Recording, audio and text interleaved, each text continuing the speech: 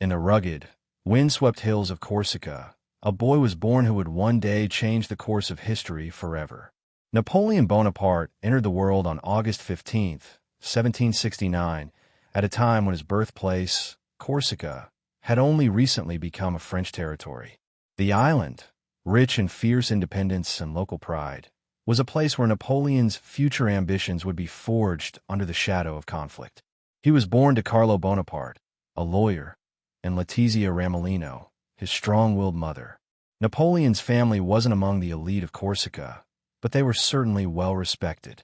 The Bonapartes were part of the island's rising bourgeoisie, a family with noble aspirations. Carlo, although not wealthy, was ambitious. He saw education as the key to a better life for his children, especially for young Napoleon, who showed a spark of intelligence from an early age. The seeds of ambition, competition, and resilience were planted in Napoleon's childhood, and they would grow into a hunger for power and recognition that would define his life. But it wasn't just ambition that shaped Napoleon. It was also his love for his homeland. Corsica's independence was a battle cry for many of its inhabitants, and the Bonapartes were no strangers to this struggle. Napoleon's father had fought alongside Pasquale Paoli, a leader of Corsica's resistance against French rule. However, in a twist of fate, Carlo switched sides in 1793, aligning with the French. This decision led to the Bonaparte family's rise to prominence in French-controlled Corsica, but it also left a bitter sense of division. Napoleon would later remember his family's role in Corsica's complex political landscape, and it would affect how he viewed power dynamics in his future reign. The young Napoleon, still a child, was sent to mainland France for his education. At the age of just 9, he left behind his beloved Corsica to embark on a journey that would take him far from the warmth of his island home and into the classrooms of French military academies. A boy with a fiery spirit, Napoleon found himself at odds with his fellow students, his Corsican accent, his outsider status, and his pride in his heritage making him an object of both ridicule and admiration. But rather than retreat, Napoleon grew stronger. He learned the language of the French aristocracy, he excelled in his studies, and most importantly, he began to shape himself into a force that would soon demand the world's attention. This was just the beginning.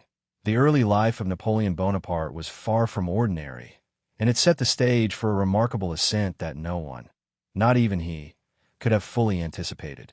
The seeds of greatness had been planted, but the storm of revolution and war would be the storm that would nurture them into full bloom. By the time Napoleon graduated from Brienne at the age of 16, his education was far from over, but his transformation into a future military genius had already begun. His mind was sharp, his ambition boundless, and his heart set on one singular goal: to rise above his humble origins and become a force that could not be ignored. The road ahead would not be easy, but Napoleon had already taken the first steps toward greatness, armed with nothing but his ambition, his intelligence, and an unwavering belief in his own destiny. However, his journey wasn't without struggle. As a young Corsican boy in a foreign land, Napoleon often felt like an outsider. His rebellious spirit was at odds with the traditional French military establishment, and he faced constant scrutiny from his peers. But rather than retreat, he thrived in adversity. His determination to prove his worth was matched only by his fierce intellect.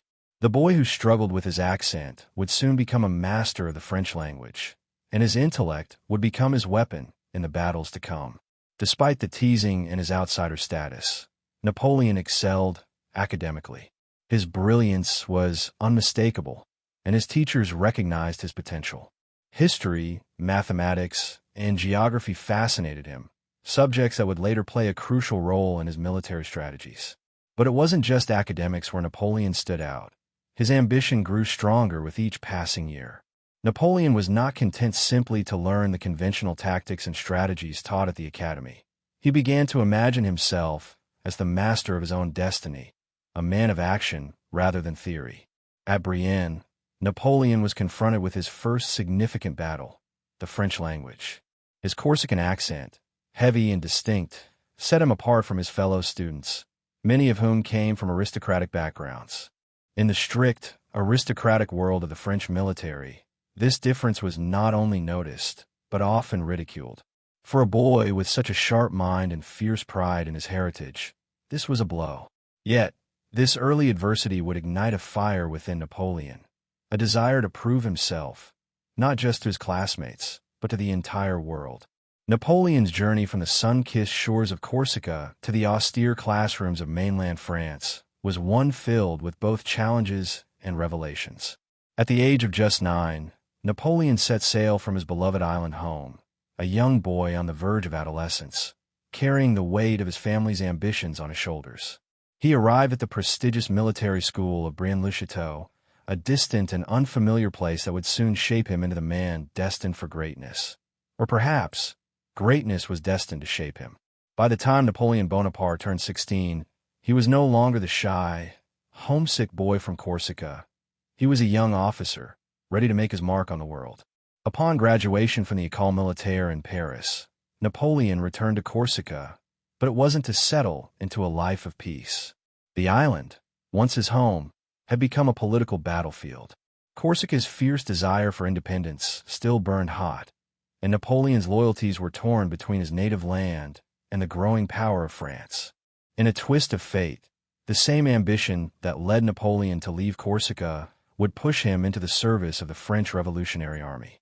As France itself was plunged into the chaos of the Revolution, Napoleon, now a 16-year-old artillery officer, was eager to prove himself. The French Revolution, with all its promise of liberty, equality, and fraternity, also unleashed a fierce war within France, against internal rebellion and foreign monarchies alike. And amidst the upheaval, young Napoleon found the perfect opportunity to display his unparalleled strategic mind.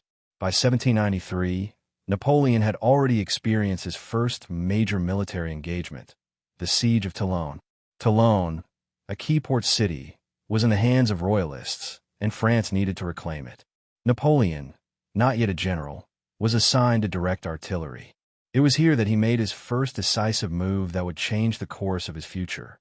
In a moment of brilliance, he positioned artillery at a height where the royalists would be most vulnerable, and with a few well-placed cannon shots, he effectively turned the tide of the battle. The city fell back into French hands, and Napoleon, barely in his 20s, earned a promotion to brigadier general. But Napoleon's rise wasn't just about military skill. It was about his ability to capitalize on the political upheaval of the time. The revolution was in full swing, with factions clashing over control. The Jacobins, led by Robespierre, were ascendant, and the radical changes sweeping through France created a vacuum that Napoleon was quick to fill. He aligned himself with those who held power, knowing that the right alliances would propel him forward. As the revolution progressed, so too did Napoleon's rise. He understood that the chaos and transformation happening in France were his opportunities, not just challenges. He wasn't just watching history unfold. He was becoming one of its authors. With his brilliance in military strategy and his growing political awareness, Napoleon Bonaparte was about to step onto a stage that would change the world, and the stage was set for his meteoric rise to power. Napoleon Bonaparte's brilliance as a military strategist did not take long to become apparent. By 1795, his reputation had already begun to spread beyond the shores of Corsica and the battlefield of Toulon. After his success in Toulon, Napoleon found himself thrust into the heart of the French Revolution's violent aftermath, where his strategic genius would propel him even further. At just 26 years old, Napoleon was tasked with defending the Convention, the revolutionary government, against a royalist uprising in Paris. The royalists, hoping to restore the monarchy, had gathered thousands of troops to march on the city. They were determined to overthrow the revolutionaries, but they didn't count on Napoleon. Using a mix of surprise, precision, and brute force, Napoleon deployed artillery to devastating effect. His use of canister shots, designed to scatter bullets like a giant shotgun blast, quickly scattered the royalist forces, forcing them to retreat. This victory, known as the whiff of grape shot, earned Napoleon widespread recognition and firmly established him as one of France's most promising military leaders.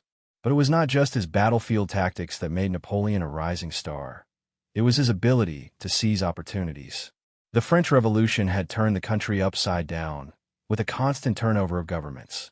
Amidst the chaos, Napoleon saw his moment. In 1796, he was appointed commander of the French army in Italy, a region ripe for conquest.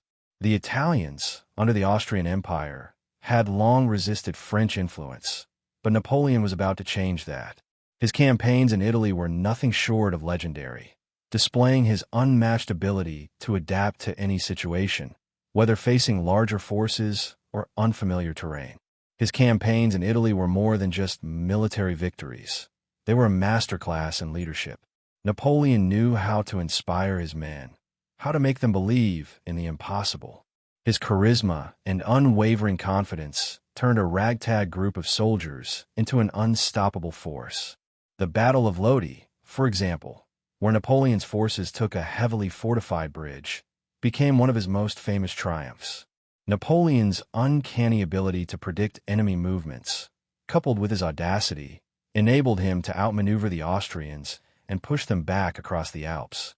Napoleon's success in Italy solidified his position as France's foremost military leader. The campaign had not only proven his tactical brilliance, but it had also made him a hero to the French people, a symbol of their nation's resurgence. His influence continued to grow, and as he marched through Italy, his eyes were already set on the next step, seizing political power in a country where the very fabric of authority was crumbling. By 1797, Napoleon Bonaparte had become a household name, revered across France for his incredible victories in Italy. The French were hungry for a leader who could restore stability to a nation torn apart by revolution, and Napoleon was more than ready to step into that role. But as his fame grew, so did the tension back in France. The revolutionary government, known as the Directory, was crumbling under internal corruption, foreign threats, and political chaos. The people, exhausted by years of turmoil, were ready for change, but who would lead them? Napoleon, ever the opportunist, saw the moment. After months of campaigning in Italy, he returned to France in late 1797, not as just a military leader, but as a political force. Although the Directory still held power, it was clear that their grip on France was weakening. Napoleon, at the time still seen as a hero, began to cultivate alliances with key political figures who shared his ambitions. Among them was a man named Sise, a member of the Directory who saw the rising general as the key to restoring order to the fractured nation. In the years following his return, Napoleon made strategic moves to secure his influence. He positioned himself as the solution to France's problems, presenting himself not only as a military genius, but as a savior who could bring peace, prosperity, and stability to a broken nation. But it wasn't long before Napoleon recognized that simply aligning with political leaders wouldn't be enough. He needed to take control himself. In November of 1799, with the country teetering on the edge of collapse, Napoleon orchestrated a coup. On the 18th Brumaire, November 9th, Napoleon, backed by his military power, stormed the legislative body and seized control. With the Directory dissolved and chaos sweeping through France, Napoleon installed himself as first consul, effectively placing himself in charge of the French government. The coup was swift, calculated, and bloodless, proof of Napoleon's immense political acumen. He quickly consolidated his power, gaining the support of the French people and political elites alike. His ambition, which had started as a dream of military glory, had now evolved into something far greater: the desire to rule France with unchallenged authority. In his first speech as first consul, Napoleon promised to restore order, end corruption, and provide a vision for France's future. But for all his promises, one thing was clear: the revolution that had started with cries for liberty and equality was now giving way to a new order, a monarchy disguised in revolutionary garb. Napoleon had become the very figure of authority he had once fought against. With Napoleon's coup on November 18, 1799, France entered a new era, one marked by dramatic change and the rise of a man who would reshape the future of not just his nation, but all of Europe.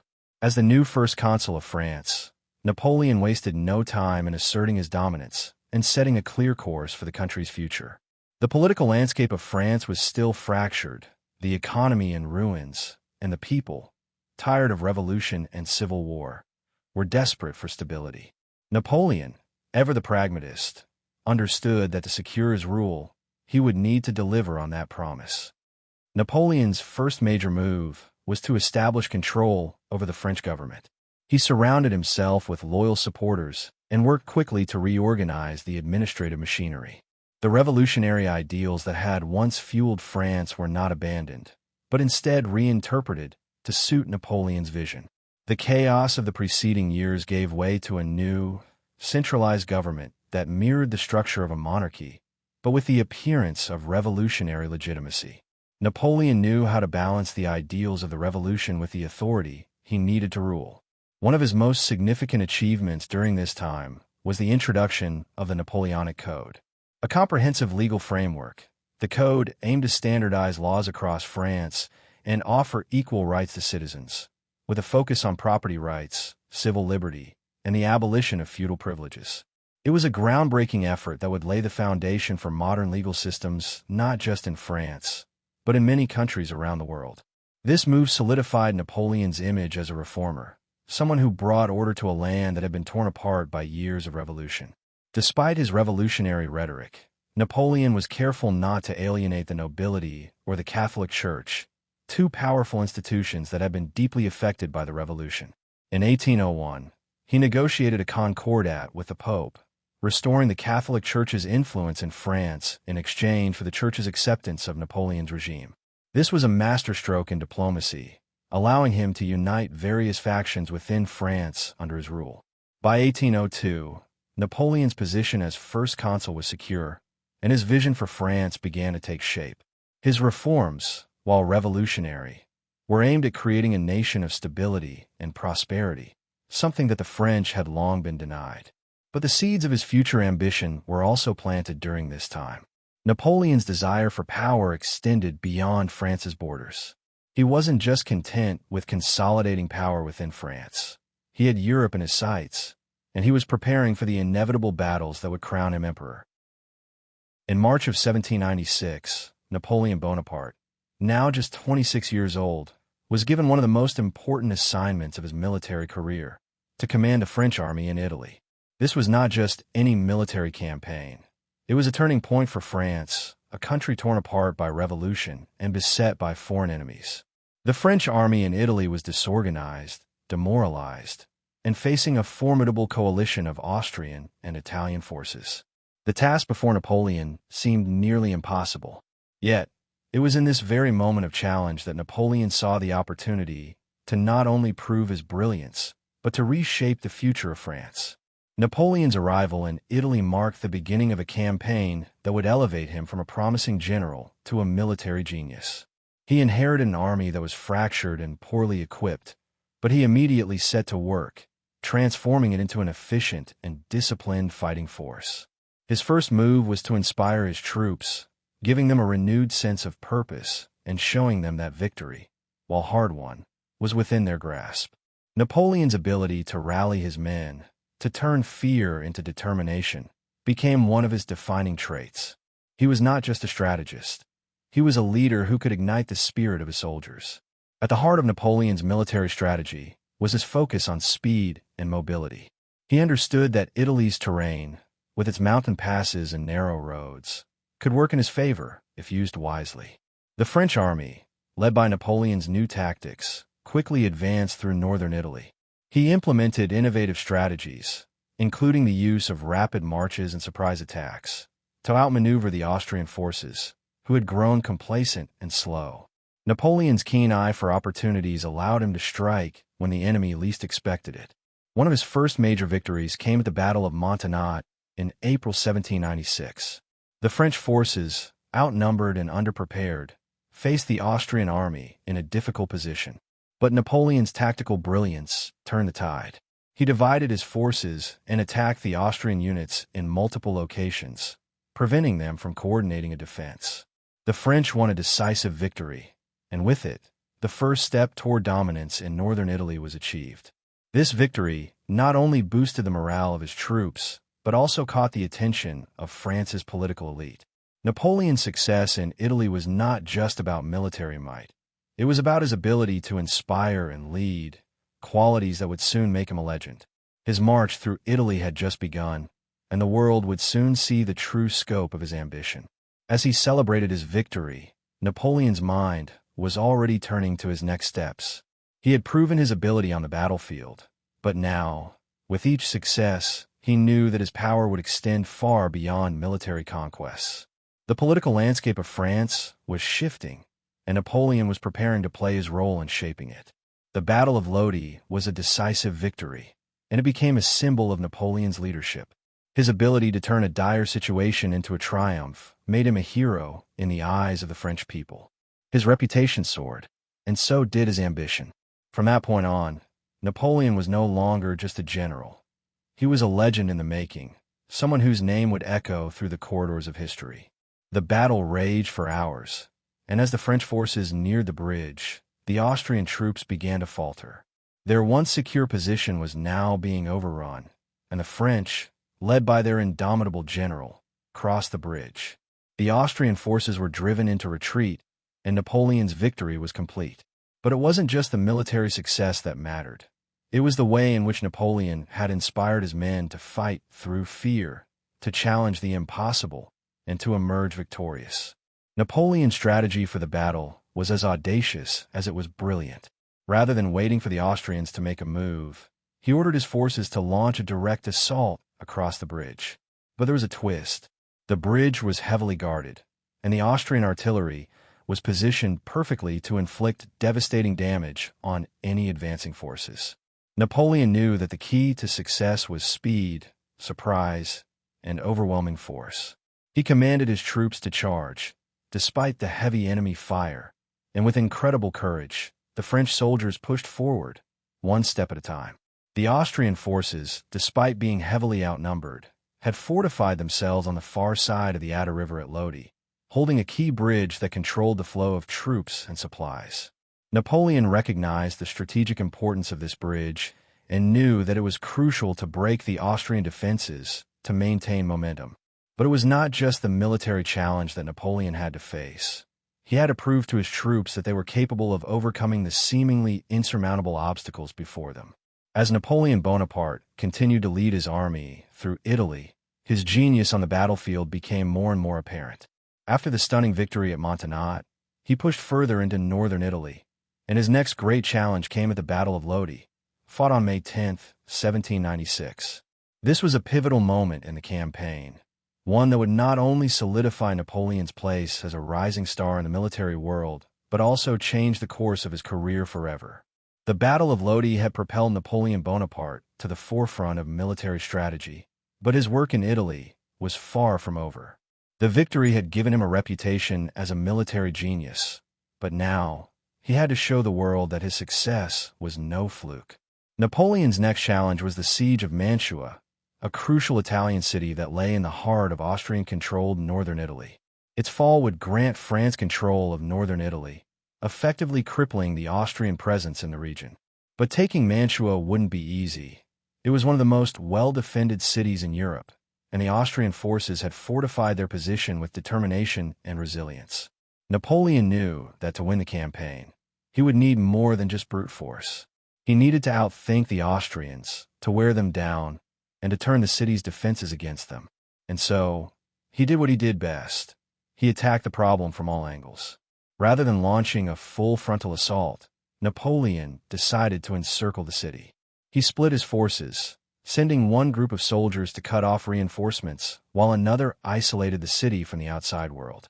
This was the kind of thinking that had already become Napoleon's hallmark: strategic, calculated, and creative. The siege began in earnest in late 1796, and, as the days passed, the tension inside Mantua mounted. The Austrian defenders, led by Joseph Alvinci, made repeated attempts to break through Napoleon's encirclement. But every attempt was foiled by Napoleon's superior tactics.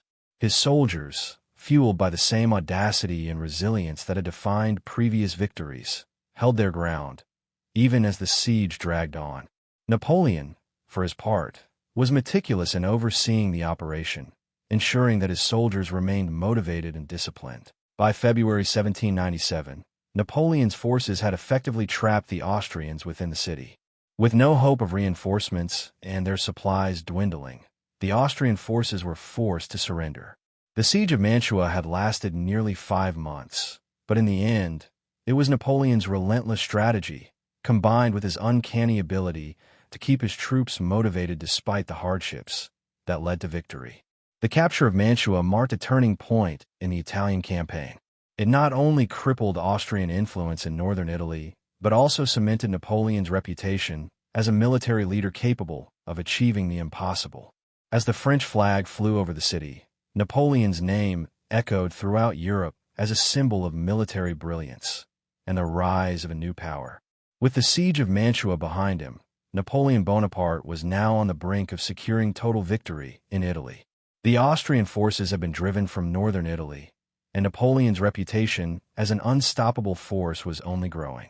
But as successful as the military campaign had been, Napoleon knew that victory on the battlefield was only part of the story. To truly secure his position, and to make France the dominant power in Europe, he would have to negotiate peace and solidify his military gains with political savvy. In the spring of 1797, Napoleon turned his attention to the diplomatic front. The Austrians, now thoroughly beaten, were eager for peace, and Napoleon saw an opportunity to shape the future of Europe. He began to press for a treaty, one that would secure France's newfound position in Italy and strip Austria of its influence in the region. The result was the Treaty of Campo Formio, signed in October 1797. This treaty marked the official end of the war between France and Austria, and it would change the balance of power in Europe. The terms of the treaty were hugely beneficial to France. Austria ceded control of much of northern Italy, including the rich region of Lombardy, to France, while other territories were given to French allies.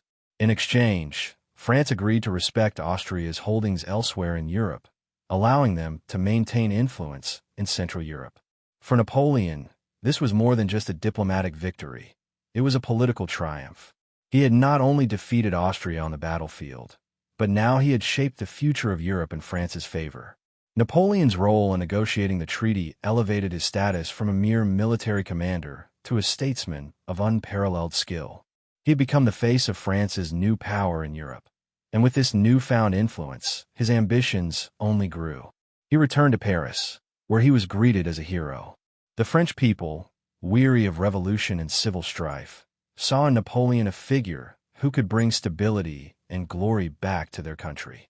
But Napoleon was not content to rest on his laurels. The Treaty of Campo Formio was just the beginning of his larger plans. As he consolidated his power in Italy, he began to eye the rest of Europe. His vision was clear. Not only would France dominate Italy, but it would also establish its supremacy over the entire continent. The Treaty of Campo Formio marked the end of the Italian campaign, but it also set the stage for the next phase of Napoleon's rise to power, one that would stretch far beyond Italy's borders. Napoleon Bonaparte's success in Italy had already made him a hero in the eyes of the French people, but his return to Paris in 1797 would mark the beginning of his greatest rise to power. After the Treaty of Campo Formio, which brought peace with Austria and secured French dominance in Italy, Napoleon was not just a military leader. He was a symbol of French strength and glory. The French Revolution, which had torn the nation apart, was slowly giving way to the stability that many people yearned for, and Napoleon appeared to be the man to bring it. Upon his return to Paris, Napoleon was greeted with fanfare by a populace eager for peace after years of upheaval. His victories on the battlefield had earned him widespread admiration, and his ability to secure such a favorable peace treaty only cemented his position. Yet, while the public adored him, the political situation in France remained complicated. The Directory, the ruling government of France, was weak and divided, burdened by internal corruption, economic instability, and a lack of popular support. Napoleon, ever the shrewd politician, saw an opportunity. Although Napoleon's military successes had made him a legend, he knew that to gain full control of France, he needed to align himself with the political elite. He quickly navigated the complex web of factions and began forging relationships with key figures within the Directory. However, Napoleon was not content to simply be another player in the existing system. He had grander ambitions. He wanted more than influence. He wanted power. In Paris, Napoleon found the political landscape in chaos. The revolution had radically transformed France, but the country remained in a state of uncertainty. The Directory was corrupt and ineffectual, and the French people, exhausted by war and instability, longed for a strong leader who could bring order and prosperity. Napoleon, sensing this deep-seated discontent, positioned himself as the solution to France's problems. His vision of a stable, powerful France resonated with the public, and his reputation as a military genius gave him the credibility to lead. By the end of 1797, Napoleon's influence in Paris had grown considerably. He wasn't just a celebrated general anymore. He was a force to be reckoned with in French politics. The French Directory, already under pressure, now found itself facing a man who had proven his military brilliance and who was willing to step into the political vacuum left by the Revolution. Napoleon's rise was inevitable. With the French people and the political elite behind him, he was ready to make his next move, one that would ultimately change the course of French history forever. By 1799, the French Directory had become a deeply unpopular and ineffective government, struggling under the weight of internal corruption, military failures, and economic instability. While the French people longed for stability, the Directory had failed to deliver it, and the situation was growing increasingly dire. It was in this environment of frustration and chaos that Napoleon Bonaparte, who had spent years building his influence, saw his moment. The political landscape was ripe for change, and Napoleon, ever the opportunist, would soon make his bold move. Napoleon had been carefully cultivating relationships with key political figures, and by late 1799, he had gained the support of prominent men, such as Emmanuel Joseph Size, one of the directors, and Pierre-Roger Ducasse, who saw in Napoleon the answer to France's growing discontent. The plan was simple. Napoleon would use his military might and popularity to overthrow the Directory, replace it with a more stable government, and restore order to France. However, this wasn't just a military coup. It was a carefully orchestrated political takeover that would solidify Napoleon's power and lay the groundwork for his future rule. On November 9, 1799, or 18 Brumaire, Napoleon and his allies launched their coup. The plan was to dissolve the Directory and replace it with a new governing body, known as the Consulate, with Napoleon at its helm. Initially, Napoleon's forces marched into Paris with the intention of taking control of the government buildings, but the coup did not go off without resistance. The Directory's defenders, still holding some power, attempted to block Napoleon's path. But with the backing of his army, Napoleon swiftly outmaneuvered the opposition, and by the end of the day, he had successfully seized power. The coup was largely bloodless, but it marked the end of the revolutionary government and the beginning of Napoleon's political reign. The French people, exhausted by years of chaos, were ready for a strong leader, and Napoleon's promise of stability and reform resonated deeply. He quickly positioned himself as the head of the new government, but he didn't take the title of king or emperor, at least not yet.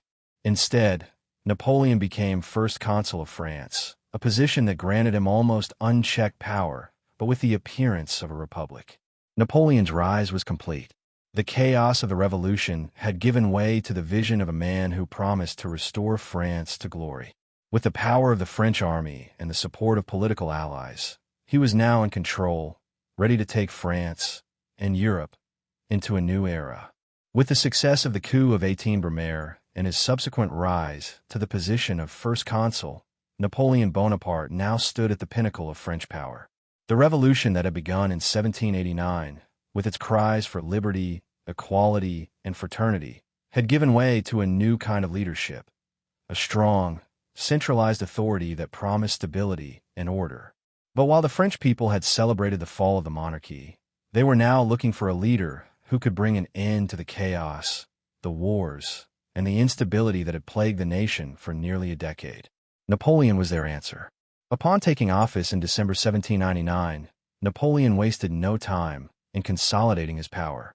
He swiftly moved to dismantle the old revolutionary structures that had been ineffectual and replace them with a new constitution that would solidify his control. The Constitution of the year 8, which was ratified by plebiscite, established a consulate with 3 consuls at the helm, but it was clear that Napoleon would be the most powerful of the 3. As First Consul, he wielded executive power and controlled both the military and the administration, effectively becoming the ruler of France. One of Napoleon's first major reforms was the reorganization of the legal system. The country had been devastated by years of upheaval, and its laws were in disarray. To bring order, Napoleon introduced the Napoleonic Code, a sweeping set of laws that would influence legal systems across the globe. The code standardized laws regarding property, civil rights, and legal procedure, abolishing feudal privileges and giving citizens clear, predictable legal rights. This legal reform not only earned him respect among the French population, but also presented him as the guardian of the revolution's ideals, even as he centralized power in his own hands. Along with legal reform, Napoleon turned his attention to the economy. France had been ravaged by war, revolution, and instability, and Napoleon recognized that economic reform was essential for securing the nation's future. He established the Bank of France in 1800, stabilized the currency, and introduced measures to regulate the economy.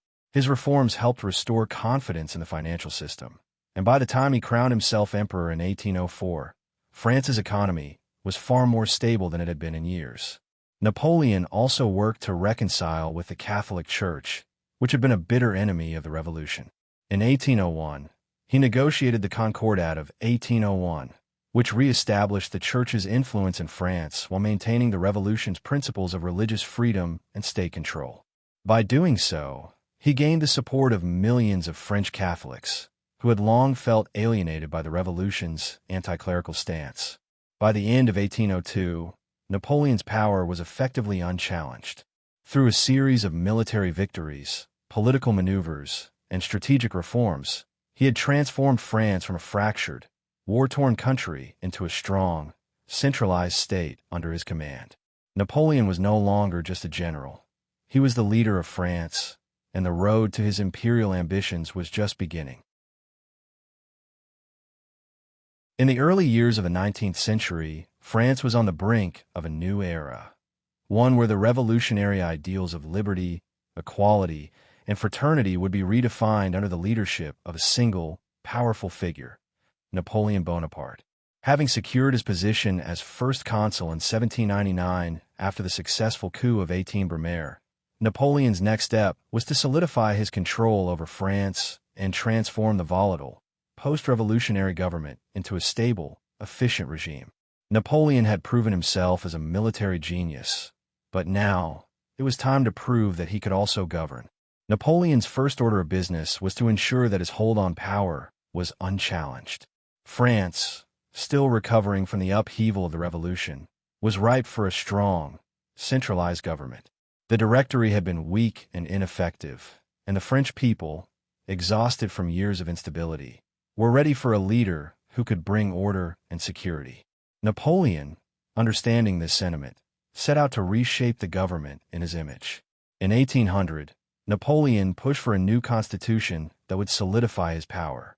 The Constitution of the year 8 created a consulate, but it was designed in such a way that Napoleon, as first consul, held nearly all of the executive power.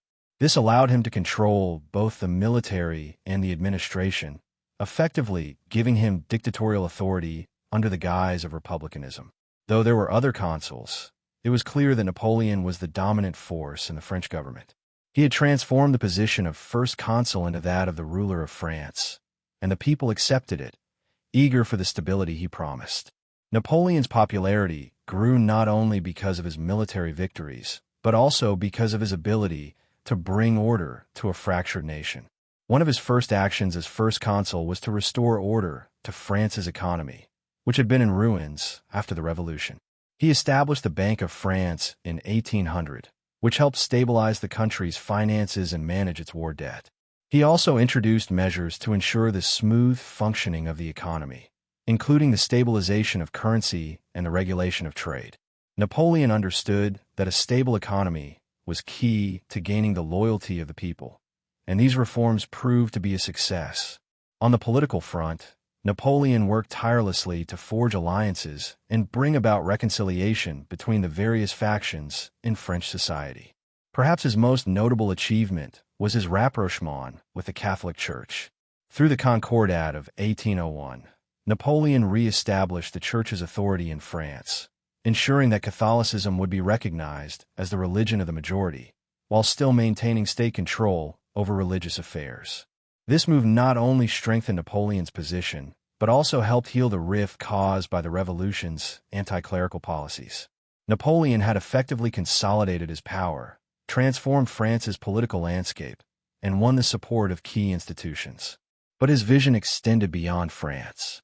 As first consul, he was already planning for the next phase, creating an empire that would reshape Europe. As Napoleon Bonaparte consolidated his power in the early years of the 19th century, he knew that to truly solidify his rule and leave a lasting legacy, he had to bring stability to all aspects of French society, not just its military and politics, but also its legal system. The Napoleonic Code, one of Napoleon's most significant and enduring reforms, was introduced in 1804 and would go on to influence legal systems across the globe. But its origins can be traced back to Napoleon's years as first consul, when he began working tirelessly to create a legal framework that reflected the core values of the French Revolution while offering the stability and clarity that the people desperately needed. Prior to Napoleon's reign, France's legal system was a patchwork of feudal laws, revolutionary decrees, and local customs that often contradicted one another. This lack of uniformity had created confusion, inefficiency, and uncertainty, exactly the kind of environment Napoleon had worked to eliminate. His vision was clear: a unified set of laws that could provide stability and equality for all citizens, regardless of their social class or origin. Napoleon's approach to law was practical and pragmatic. The Code Civil, which would later become known as the Napoleonic Code, sought to enshrine the principles of the Revolution, particularly the notions of equality before the law and the protection of private property. The code abolished feudal privileges, reinforcing the ideals of liberty and equality. It granted individuals the right to own property, make contracts, and pass on inheritance according to their wishes, key elements of Napoleon's vision for a modern society built on merit and personal rights. However, the Napoleonic Code was not just about equality and liberty. It was also about control. Napoleon used the code to strengthen his own authority by centralizing the law under the state. Local courts were required to adhere to the code's principles, effectively reducing the power of regional or aristocratic influence. The code also reinforced the role of men as the heads of households, which reflected Napoleon's conservative views on gender roles. His reforms provided for equal rights for men, but women remained largely excluded from the same legal protections.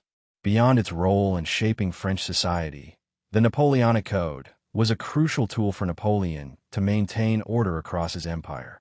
As he expanded his influence over Europe, the code became the basis for legal systems in many of the territories he conquered.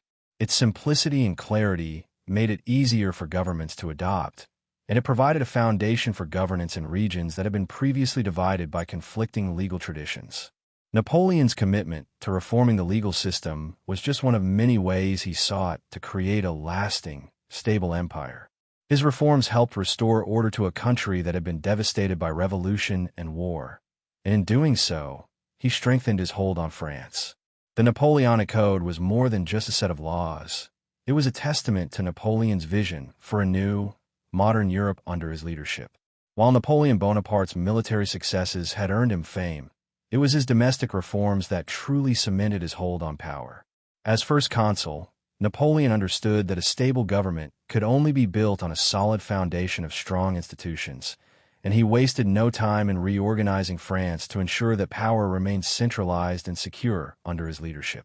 His aim was not only to stabilize the country, but also to create a lasting legacy, one that would serve as the cornerstone of his growing empire. One of Napoleon's first priorities was to restore economic stability to France, which had been ravaged by years of revolution and warfare. Under the revolutionary government, France had faced hyperinflation, a collapsed currency, and a wrecked economy. Napoleon addressed this by founding the Bank of France in 1800. This institution helped stabilize the French currency and manage the country's debt, creating confidence in the economy. By ensuring that the bank was independent of political influence, Napoleon set the stage for long-term financial stability, which in turn, in addition to stabilizing the economy, Napoleon also took significant steps to restructure the government. He reorganized the administrative divisions of France, reducing the influence of the old feudal systems. Local authorities were replaced with prefects who were directly accountable to Napoleon, ensuring that power flowed from the top down. This move was crucial in centralizing authority and preventing any local opposition from challenging his rule. His administrative reforms made the government more efficient, ensuring that France was governed with greater consistency and control, which was essential for the success of his future empire. Napoleon also sought to balance the needs of the revolution with the realities of power. One of the most notable aspects of his rule was his approach to religion. The revolution had led to the suppression of the Catholic Church, with many properties confiscated and religious institutions diminished in power. However, Napoleon recognized that the Catholic Church still held immense influence over the French people. In 1801, he negotiated the Concordat of 1801 with the Pope, which re-established Catholicism as the dominant religion in France, while ensuring that the state retained control over church affairs. This move helped to mend a rift between the government and the church, securing the loyalty of millions of French Catholics without compromising his own authority. Napoleon's policies were designed to strengthen the state and create a stable society under his rule. While he embraced the revolutionary ideals of liberty and equality, he did so in a way that reinforced his own central authority. His reforms were not merely about restoring order. They were about building a new French state, one that could withstand both internal and external pressures. With his centralized control, economic stabilization, and strategic alliances, Napoleon set the stage for the next chapter of his reign, the creation of an empire. Napoleon Bonaparte's genius was not confined to politics and law.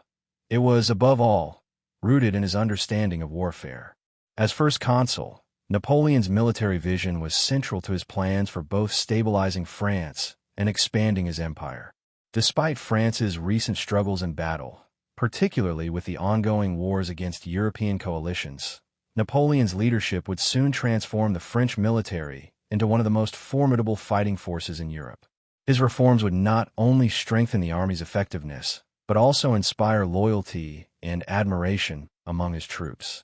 Upon assuming power, Napoleon recognized that the French army needed to be restructured and revitalized. The previous years of the revolution had left the military fractured, with widespread unrest and morale at an all-time low. But Napoleon, ever the strategist, understood that the army could be a powerful instrument to achieve his political and imperial ambitions. One of his first military reforms was to centralize control of the army and make it more disciplined. He reintroduced merit-based promotions, where officers were selected based on their abilities and battlefield success, rather than their social status or noble birth. This move ensured that the military was staffed with capable leaders, loyal to Napoleon and his vision. Additionally, Napoleon worked to reorganize the French military to make it more flexible and responsive to the demands of modern warfare. He established a corps system, which divided the army into smaller, self-sufficient units, each capable of operating independently, yet still coordinated under a central command. This system of organization gave Napoleon the flexibility to deploy his forces quickly and efficiently, adapting to rapidly changing battlefield conditions. The corps system was a major innovation in military tactics, allowing Napoleon to concentrate his forces when needed and spread them out across vast distances without losing command and control. Napoleon also revamped the training and equipment of his soldiers. The conscription system was expanded to increase the size of the army, and soldiers were trained to a higher standard, especially in the art of rapid marching and tactical formations. These changes turned Napoleon's army into a well-oiled machine, capable of executing his ambitious plans with remarkable speed and precision. But perhaps the most important aspect of Napoleon's military reforms was his ability to inspire his soldiers. Unlike many of his contemporaries, who ruled with fear or distance, Napoleon cultivated a deep loyalty among his men. He often referred to his soldiers as his children, and they, in turn, revered him as their leader and savior. His personal presence on the battlefield, his charisma, and his ability to share in their hardships endeared him to his troops, forging a bond that would be crucial in the years to come. This sense of loyalty and camaraderie became one of the defining features of Napoleon's army and contributed significantly to his military successes. Through these reforms, Napoleon didn't just rebuild France's military. He created an unstoppable force that would go on to dominate Europe for years to come. The army, now stronger and more cohesive, would be the instrument through which he achieved his dreams of empire. Napoleon Bonaparte's vision for France went far beyond its borders. His military genius and domestic reforms had already transformed the nation, but it was his bold foreign policy and expansionist ambitions that would ultimately shape his legacy. As first consul, Napoleon understood that to secure France's future, he needed to expand its influence across Europe and beyond, creating an empire that would rival those of ancient Rome and modern Britain. But this was not just about conquest. It was about securing France's position as the dominant power on the continent. Napoleon's foreign policy was driven by a combination of strategic necessity and personal ambition. One of his primary goals was to ensure that France remained secure from external threats. At the time, France was surrounded by a coalition of monarchies that viewed the French Revolution as a dangerous force. Napoleon's solution was not only to defend French borders, but to expand them, creating buffer zones and establishing satellite states that would support France's interests. In 1801, Napoleon turned his attention to the peace process in Europe. He had already secured a favorable treaty with Austria through the Treaty of Campo Formio after his victories in Italy, but the threat from Great Britain remained. Napoleon sought to weaken Britain's position by targeting its colonial empire. The most notable example of this was the Battle of the Nile in 1798, where Napoleon's failed Egyptian campaign ultimately failed to undermine British dominance in the Mediterranean. However, the British Navy under Admiral Nelson struck a decisive blow, defeating Napoleon's fleet at Abu Qir Bay. Despite this setback, Napoleon remained undeterred. He understood that military setbacks were part of the game, and his ambition would remain unshaken. In addition to military tactics, Napoleon pursued diplomatic efforts to create a network of alliances that would secure French interests. He recognized the importance of the Holy Roman Empire and sought to weaken it by aligning himself with German states. In 1801, Napoleon negotiated the Treaty of Lunéville with Austria, which confirmed the territorial gains France had made during the Italian campaigns. This not only strengthened France's position in Central Europe, but also allowed Napoleon to focus on his ambitions in the West and South. Napoleon's most ambitious move came in 1804, when he crowned himself Emperor of the French. This wasn't just a symbolic gesture, it was the realization of his vision for a new European order under French dominance. By declaring himself emperor, Napoleon positioned France at the center of a vast empire, with its influence stretching from Spain and Italy to the heart of Germany and the Low Countries. His coronation marked a clear break from the ideals of the French Revolution, signaling that Napoleon had successfully consolidated power and was now embarking on the creation of a new imperial France. Napoleon's foreign policy was defined by his pursuit of power through both diplomacy and military force. With a growing network of allies and satellite states, he aimed to reshape Europe in France's image. His ambitions were not simply about territorial expansion. They were about establishing a French-led European order that would be unchallenged for generations to come. In 1804, after years of consolidating his power as first consul and transforming France into a centralized and stable state, Napoleon Bonaparte took the final, dramatic step in his rise to absolute authority. He declared himself Emperor of the French. This move was a culmination of his political and military successes, a clear departure from the ideals of the French Revolution, and the establishment of a new monarchy under the guise of republicanism. The coronation was not just a personal ambition. It marked the birth of the Napoleonic Empire, a new order that Napoleon envisioned would reshape Europe and secure French dominance for years to come. Napoleon's decision to crown himself emperor was symbolic of his absolute control over France. In a stunning break from tradition, he chose not to wait for the Pope to crown him, as had been the custom for centuries. Instead, during his coronation ceremony at the Notre Dame Cathedral in Paris on December 2, 1804, Napoleon took the crown from the Pope's hands and placed it upon his own head. This act was deeply symbolic. It demonstrated that Napoleon saw himself as the source of his own authority, not beholden to the church, nor any other institution.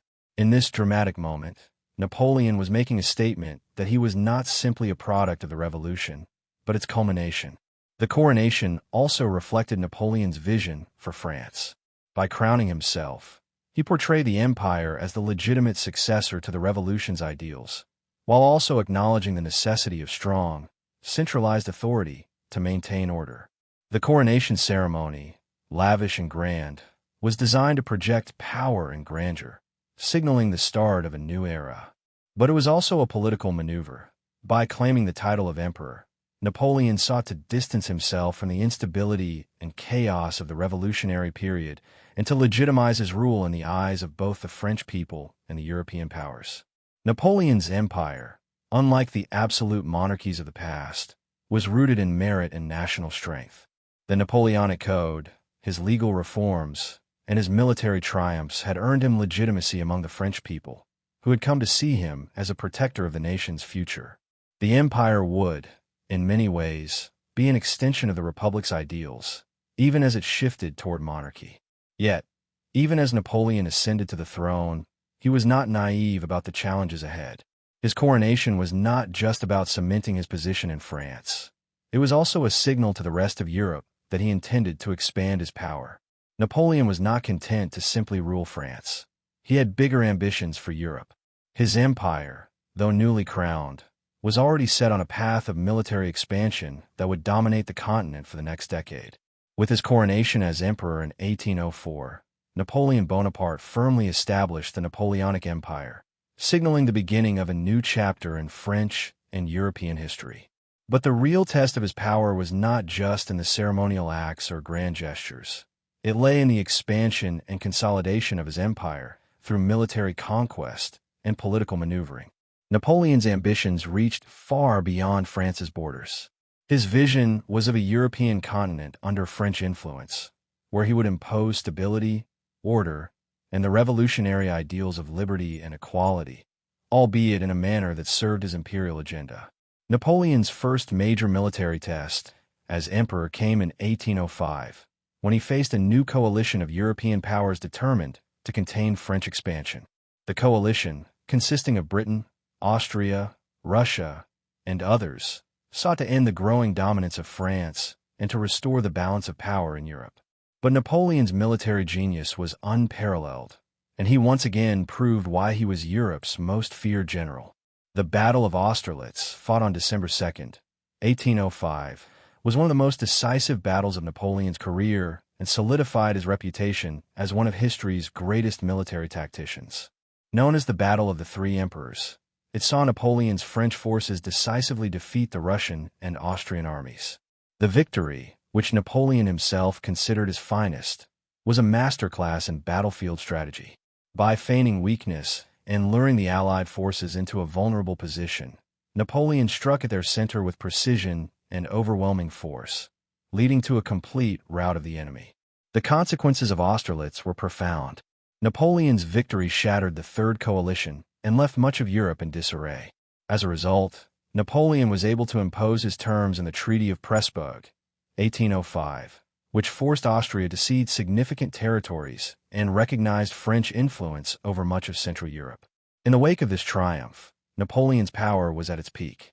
His empire now stretched across the majority of Europe, with French allies or satellite states in Italy, Spain, and the German states. But Napoleon's ambitions didn't stop there. His desire for supremacy over all of Europe remained unwavering, and his next steps would lay the groundwork for even more extensive campaigns. In 1806, following his success at Austerlitz, Napoleon began reorganizing much of Europe under French control. He created the Confederation of the Rhine, a collection of German states that were now under his influence, and enforced the Continental System, which sought to cripple Britain's economy by blocking its trade with Europe. Despite his dominance, Napoleon faced increasing challenges in his quest for complete European hegemony. The British Navy remained a powerful adversary, and the eventual resistance from Spain and Russia would test the strength of his empire. But in these early years, Napoleon's military campaigns laid the foundation for his vision of a united Europe under French leadership. In the years following his coronation as emperor in 1804, Napoleon Bonaparte set in motion a series of military campaigns that would expand the Napoleonic Empire across much of Europe. By this time, France was no longer just a nation. It had become the nucleus of a rapidly growing empire, with Napoleon at its heart. The strength of Napoleon's leadership, his military genius, and his ability to consolidate power would shape Europe for the next decade, as he aimed to bring the entire continent under his rule. After the Treaty of Pressburg in 1805, which confirmed his dominance in Central Europe, Napoleon continued to consolidate his control over European territories. His military successes, such as the victory at Austerlitz, had decimated his enemies and left France in a commanding position. Yet, his ambitions were far from satisfied. Napoleon understood that his empire needed to grow if it were to endure, and with this in mind, he pursued expansion with relentless determination. In 1806, Napoleon turned his attention to Prussia, a rising military power that was still determined to challenge French authority. The Battle of Jena Auerstedt in October of that year became one of the most crushing defeats in Prussian history. Napoleon's forces utterly destroyed the Prussian army, further solidifying French dominance in Central and Northern Europe. This victory was pivotal, as it marked the end of Prussia as a major military threat and led to the creation of the Confederation of the Rhine, a group of German states aligned with France, effectively bringing much of modern-day Germany under French influence. Following his triumph over Prussia, Napoleon turned his gaze westward, where Spain had become a key ally. However, as the years passed, Napoleon's relationship with Spain became increasingly strained. In 1808, he placed his brother Joseph Bonaparte on the Spanish throne in a move to control the Iberian Peninsula. This act of expansion triggered widespread unrest and the Peninsular War, as the Spanish people, supported by the British, fiercely resisted Napoleon's rule. While the Peninsular War would drag on and test Napoleon's resolve, his dominance in Central and Eastern Europe remained largely unchallenged during the early years of the empire. His empire had now grown to include Spain, the Netherlands, Italy, much of Germany, and various other territories. France had become the central power in Europe, with Napoleon as its undisputed leader. Napoleon's success on the battlefield, coupled with his diplomatic skill, had transformed him from a revolutionary leader to the emperor of a vast and ambitious empire. Yet, even at the height of his power, his expansionist ambitions remained as fierce as ever. Europe had been reshaped under his rule, but the seeds of future conflict, especially with Britain and Russia, were already sown. Napoleon's quest for European dominance was far from over. Napoleon Bonaparte's vision for European domination was not solely based on military might. It was also built on economic strategy. As his empire expanded across the continent, one of the central pillars of his foreign policy became the Continental System, a blockade designed to cripple Britain's economy and prevent its access to European markets. The idea was simple. By cutting off Britain's trade with Europe, Napoleon hoped to weaken its economic power, disrupt its industries, and ultimately bring the British Empire to its knees. This system, however, would prove to be a double-edged sword, with both successes and significant challenges that would impact Napoleon's empire. The Continental System, initiated in 1806, was Napoleon's answer to Britain's superior navy, which had long kept France from directly challenging British control of the seas. As Britain relied heavily on its overseas trade, especially with its colonies, Napoleon believed that cutting off British goods from European markets would force Britain to sue for peace, making it easier for France to establish its dominance over the continent. Napoleon's reach extended across most of Europe, and the Continental System placed heavy restrictions on neutral nations and French allies, compelling them to cut off trade with Britain. The system included blockades on key ports and the exclusion of British goods from European markets. At its height, the Continental System appeared to be a resounding success. British imports to Europe dropped significantly, and Napoleon's empire enjoyed the upper hand in economic influence. However, the Continental System came with significant challenges. Firstly, the policy of forcing European nations into compliance often created tensions. Countries like Spain, Russia, and Portugal, though initially aligned with France, grew increasingly resentful of the economic and political pressure that came with the blockade. These tensions ultimately led to outright conflict, as seen with the Peninsular War in Spain and the growing friction with Russia.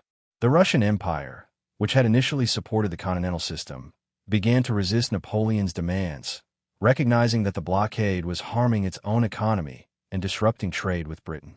Additionally, Britain found ways to circumvent the blockade by increasing trade with countries outside of Europe, including the United States and Latin America.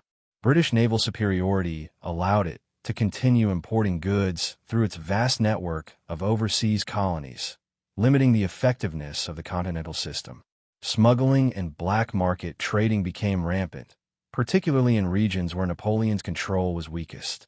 Despite its initial success in weakening Britain's economic position, the continental system eventually backfired.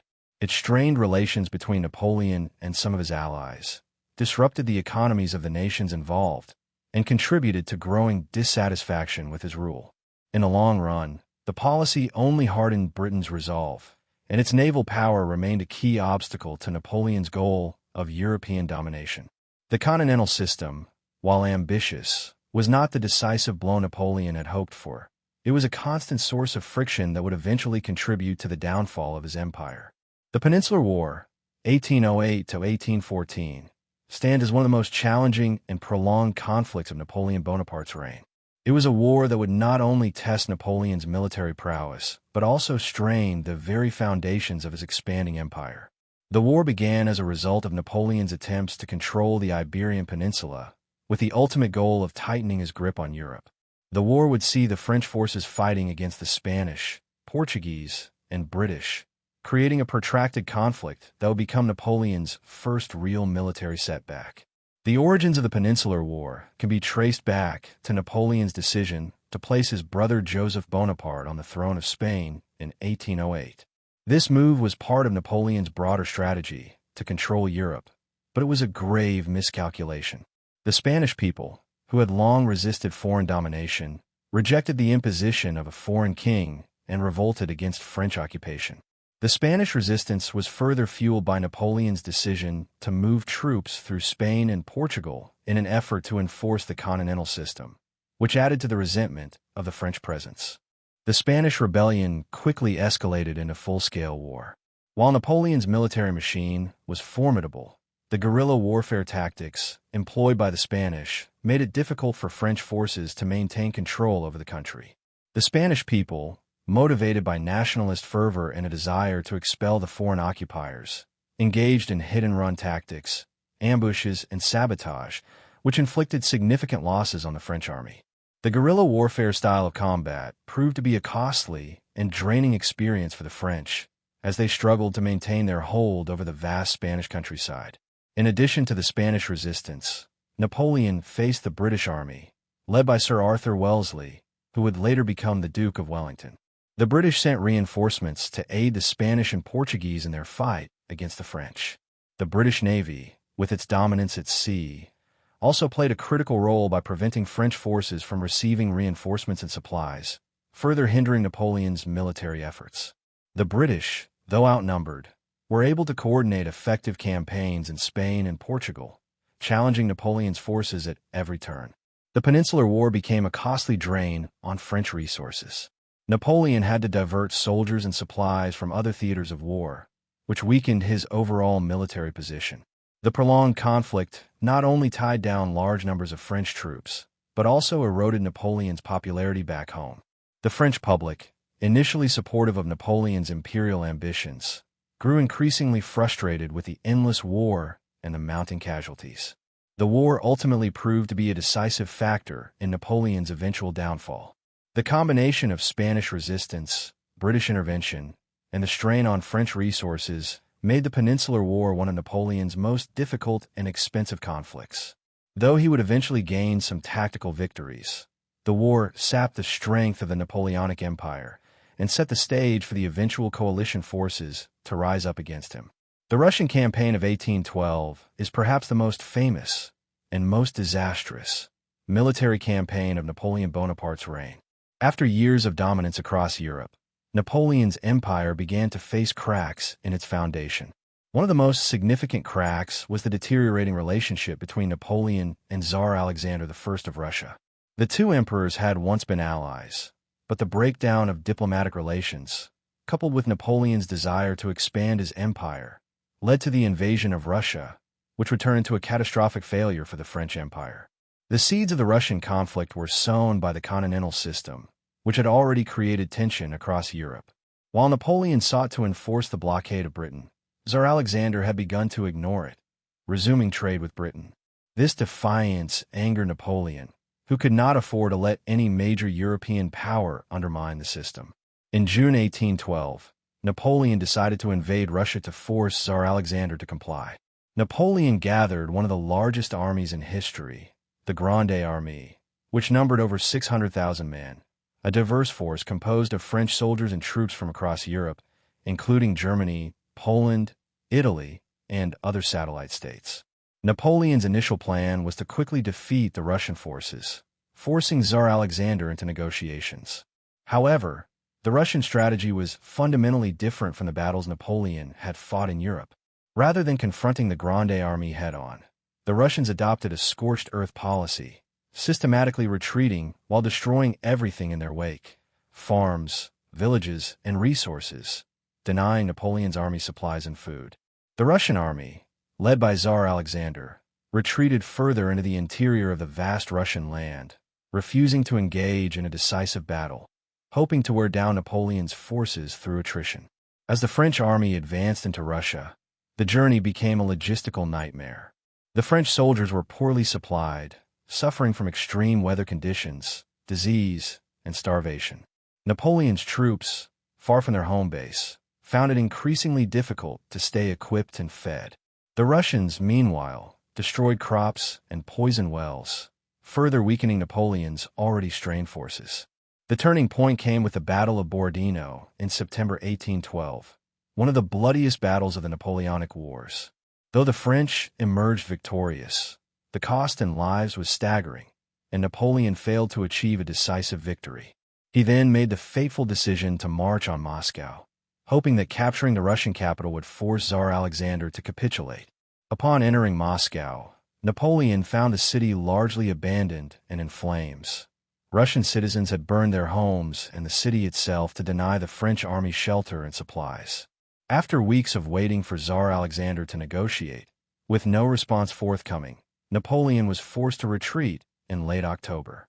By then, winter had set in, and the Grande Armée, severely weakened by cold, disease, and hunger, began its disastrous retreat from Russia. The retreat from Moscow turned into a rout. Harassed by Russian troops and suffering from the brutal winter, Napoleon's army was decimated. Fewer than 100,000 men from the original 600,000 made it back to France. The Russian campaign had been a catastrophic failure, and it marked the beginning of the end for Napoleon's empire. The disastrous failure of the Russian campaign in 1812 was a critical turning point in Napoleon Bonaparte's reign. His once dominant empire, which had stretched across most of Europe, was now severely weakened. The losses in Russia, both in terms of men and morale, sent shockwaves through Napoleon's forces and sparked a wave of resistance across the continent. The Russian defeat exposed vulnerabilities, and what followed was the Sixth Coalition, a formidable alliance of Britain, Russia, Prussia, Spain, Sweden, Portugal, and a number of German states, all united in their determination to bring down Napoleon once and for all. The defeat in Russia had a profound impact on Napoleon's position. His once mighty Grande Armée, now reduced to a fraction of its original strength, was no longer the unstoppable force it had been in previous years. The coalition powers seized this moment to launch a coordinated offensive against France. In early 1813, the coalition began a series of military campaigns on multiple fronts, stretching Napoleon's remaining forces thin and forcing him into a defensive position.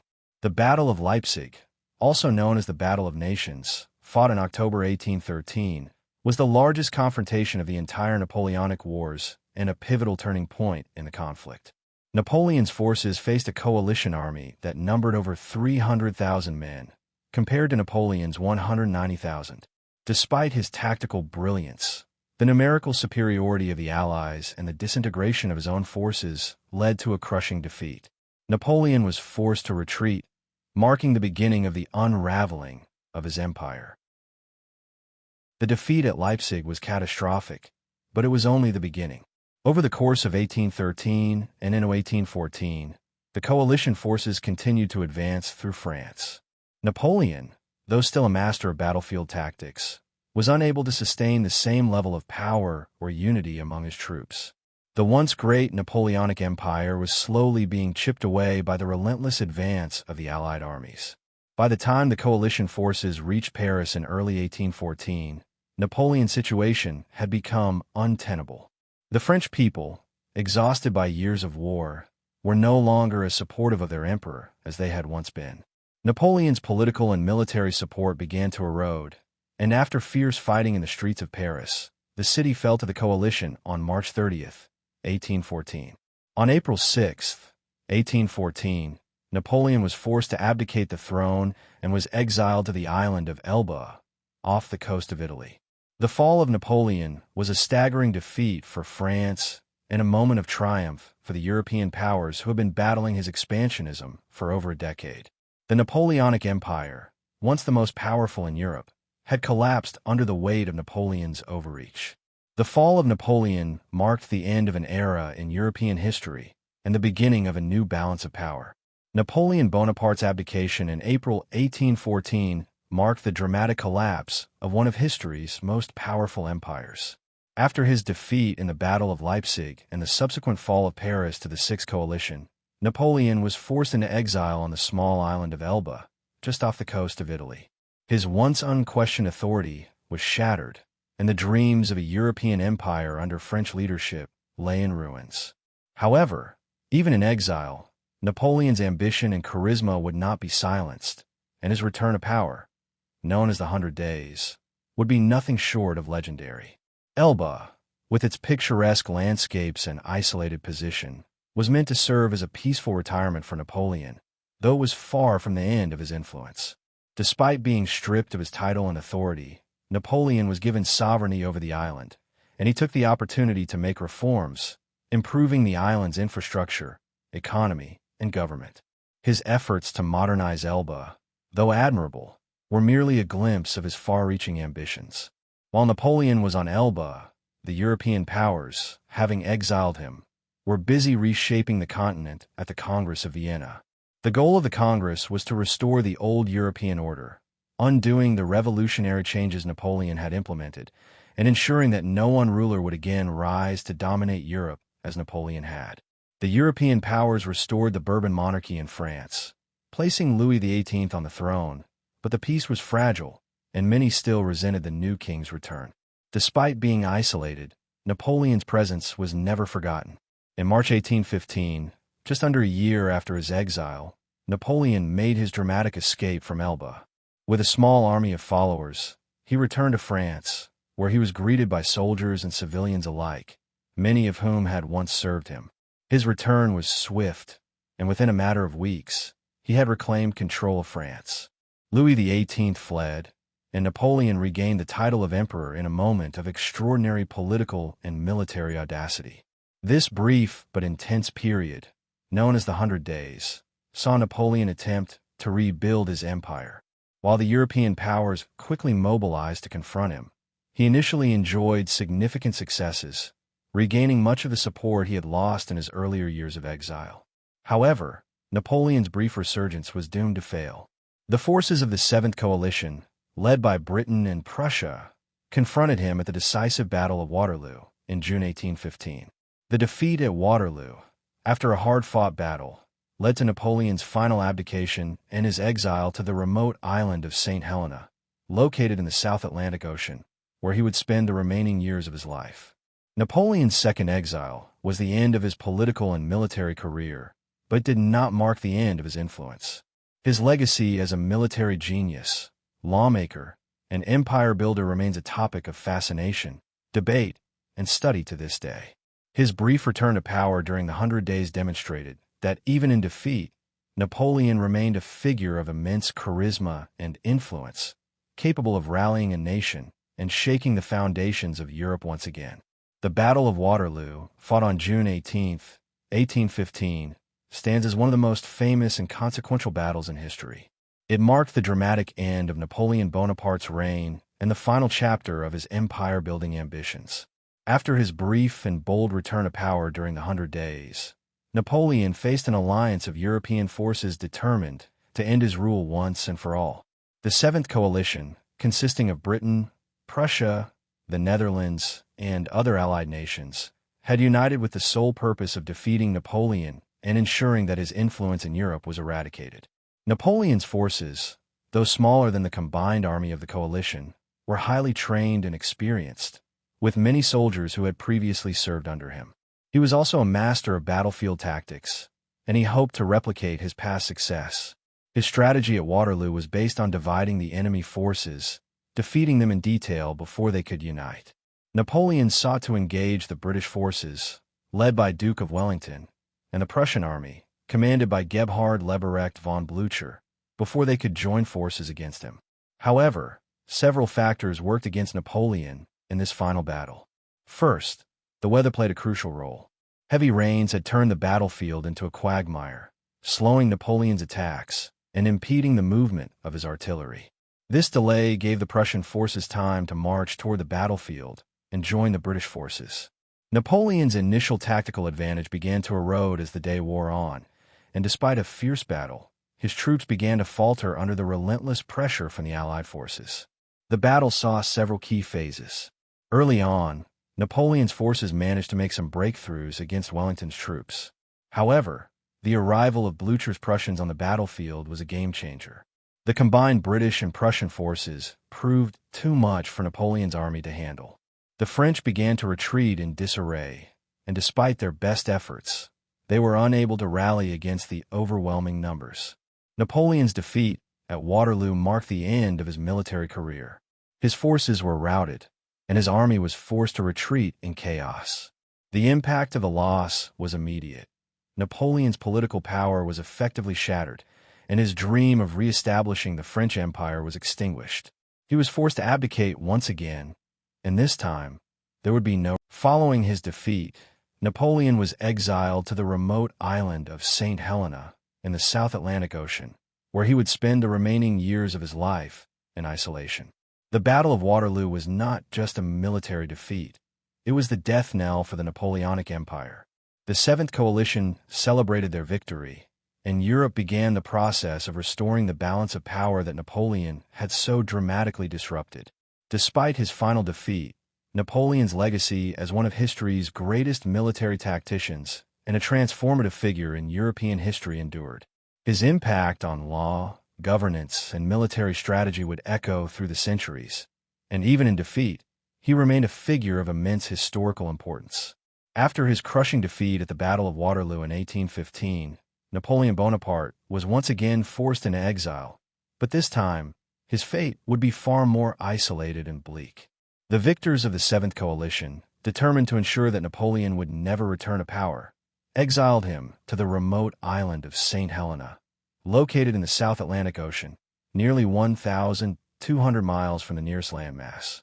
This exile marked the end of his dramatic rise and fall, a life that had spanned from revolutionary general to the emperor of a vast empire, and now, to a solitary figure in his final years.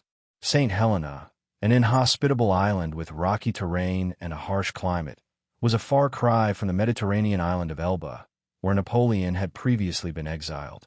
Unlike Elba, where Napoleon had retained some degree of sovereignty and had even attempted reforms, St. Helena offered no such opportunities. Napoleon's daily life was carefully controlled by the British authorities, and he was placed under constant surveillance. His movements were restricted, and he was given only a small entourage, including a few loyal servants and companions from his previous reign, such as his physician, Antoine-François de Bourrienne. Napoleon's health began to deteriorate during his years on St. Helena. Living in near isolation, far from his homeland, his once brilliant mind seemed to dull. He spent much of his time reflecting on his past, often speaking of his military campaigns and the glory of his empire. Yet, despite his growing sense of disillusionment and frustration, Napoleon remained active in his personal correspondence and dictated his memoirs, attempting to shape the narrative of his life and reign. His writings, particularly those on military strategy and governance, would later become the subject of extensive study and analysis by historians and military scholars. The conditions of Napoleon's exile were harsh. The island's climate and its remote location made it a difficult place for anyone to live, and the isolation seemed to hasten his physical decline. Napoleon began to suffer from frequent stomach pains, and his once vigorous health seemed to ebb away.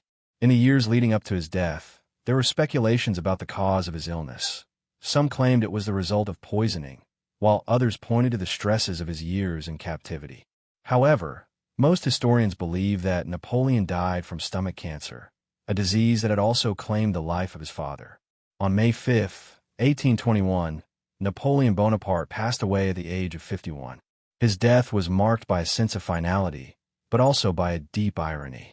The man who had once commanded the greatest military empire in Europe, who had reshaped the political landscape of the continent, now lay buried in the farthest reaches of the British Empire, far from the glory he had once enjoyed.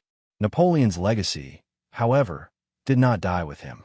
His influence continued to be felt in the realms of law, military tactics, and even in the political world. The Napoleonic Code, which he had introduced in France, would influence legal systems around the world for centuries. His military strategies remain a central subject of study, and his reign sparked significant changes in European geopolitics that would resonate long after his death. Despite the end of his empire, Napoleon Bonaparte's name would forever be synonymous with both greatness and tragedy, a man who rose from humble beginnings to change the course of history, only to fall from the pinnacle of power in a dramatic and poignant end. Napoleon Bonaparte's death in 1821 marked the end of an era, but did not signal the end of his influence. Despite his ultimate downfall and exile to the remote island of St. Helena, the legacy of Napoleon remains one of the most powerful and lasting in world history. His rule reshaped Europe, not just in terms of borders, but in the very structure of its societies, governments, and military practices. Though his empire crumbled, the changes he brought to the world, particularly through his legal and administrative reforms, would endure long after his death. One of Napoleon's most significant and lasting legacies is the Napoleonic Code. The Code Civil, as it was originally called, was a comprehensive set of laws designed to unify France under a single legal framework. It abolished feudal privileges, guaranteed property rights, and emphasized equality before the law. Napoleon's legal reforms were revolutionary in their scope and influence. The Napoleonic Code became the foundation for modern civil law systems in many countries around the world, from Europe to Latin America to parts of Africa.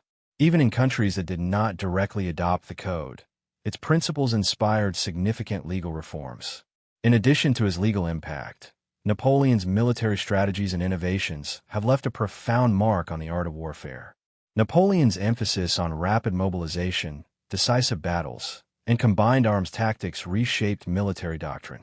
His ability to quickly concentrate his forces at critical points of battle and his strategic brilliance in using terrain, surprise, and speed made him a legend in military history. His tactics are still studied in military academies worldwide. The concept of the corps system, which he pioneered, became a model for modern armies, providing them with greater flexibility and autonomy on the battlefield. Napoleon's impact on European geopolitics cannot be overstated. While his empire was short-lived, the political upheaval he caused led to the Congress of Vienna and the reordering of Europe after his defeat. Many of the territorial changes Napoleon initiated, such as the redrawing of boundaries in Italy and Germany, laid the groundwork for future conflicts and the eventual unification of Italy and Germany in the 19th century. Napoleon's desire to spread revolutionary ideals, liberty, equality, and fraternity, though often wrapped in imperial ambitions, helped to inspire revolutionary movements across Europe and the world. Napoleon's figure has also evolved into a symbol, both of brilliance and tyranny, admired for his genius and condemned for his overreach. His life and reign continue to spark debate among historians and thinkers. Some view him as a hero who brought order to a continent ravaged by revolution, while others see him as a power-hungry despot whose thirst for conquest led to unnecessary suffering and death. His rise and fall remain a dramatic tale of ambition, glory, and the complexities of human nature. Napoleon's legacy is, therefore, not just in what he achieved, but also in the lessons his story provides about power, leadership, and the limits of ambition.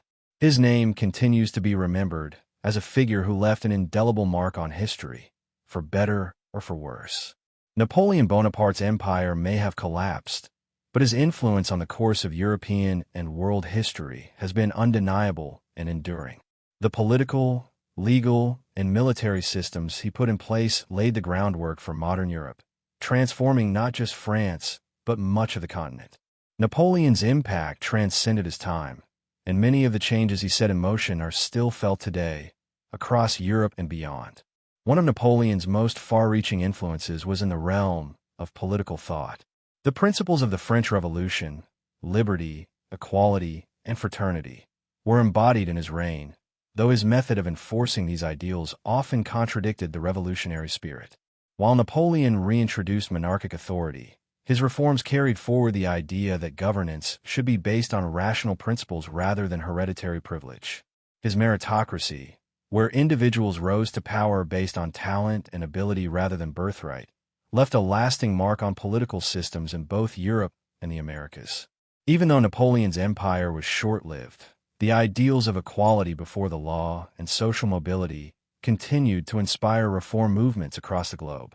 Napoleon's military innovations also paved the way for modern warfare. His emphasis on centralized command, rapid troop movements, and strategic flexibility made him a revolutionary figure in military strategy. The core system that he created was a model of organizational efficiency, allowing troops to operate independently but remain coordinated under a central command. This approach would later influence the armies of other nations and military leaders, including World War I commanders. Napoleon's techniques in artillery, combined arms, and battlefield maneuvering are still taught in military academies worldwide as part of the canon of classic military strategy. In addition to his military innovations, Napoleon's administrative reforms reshaped France and much of Europe.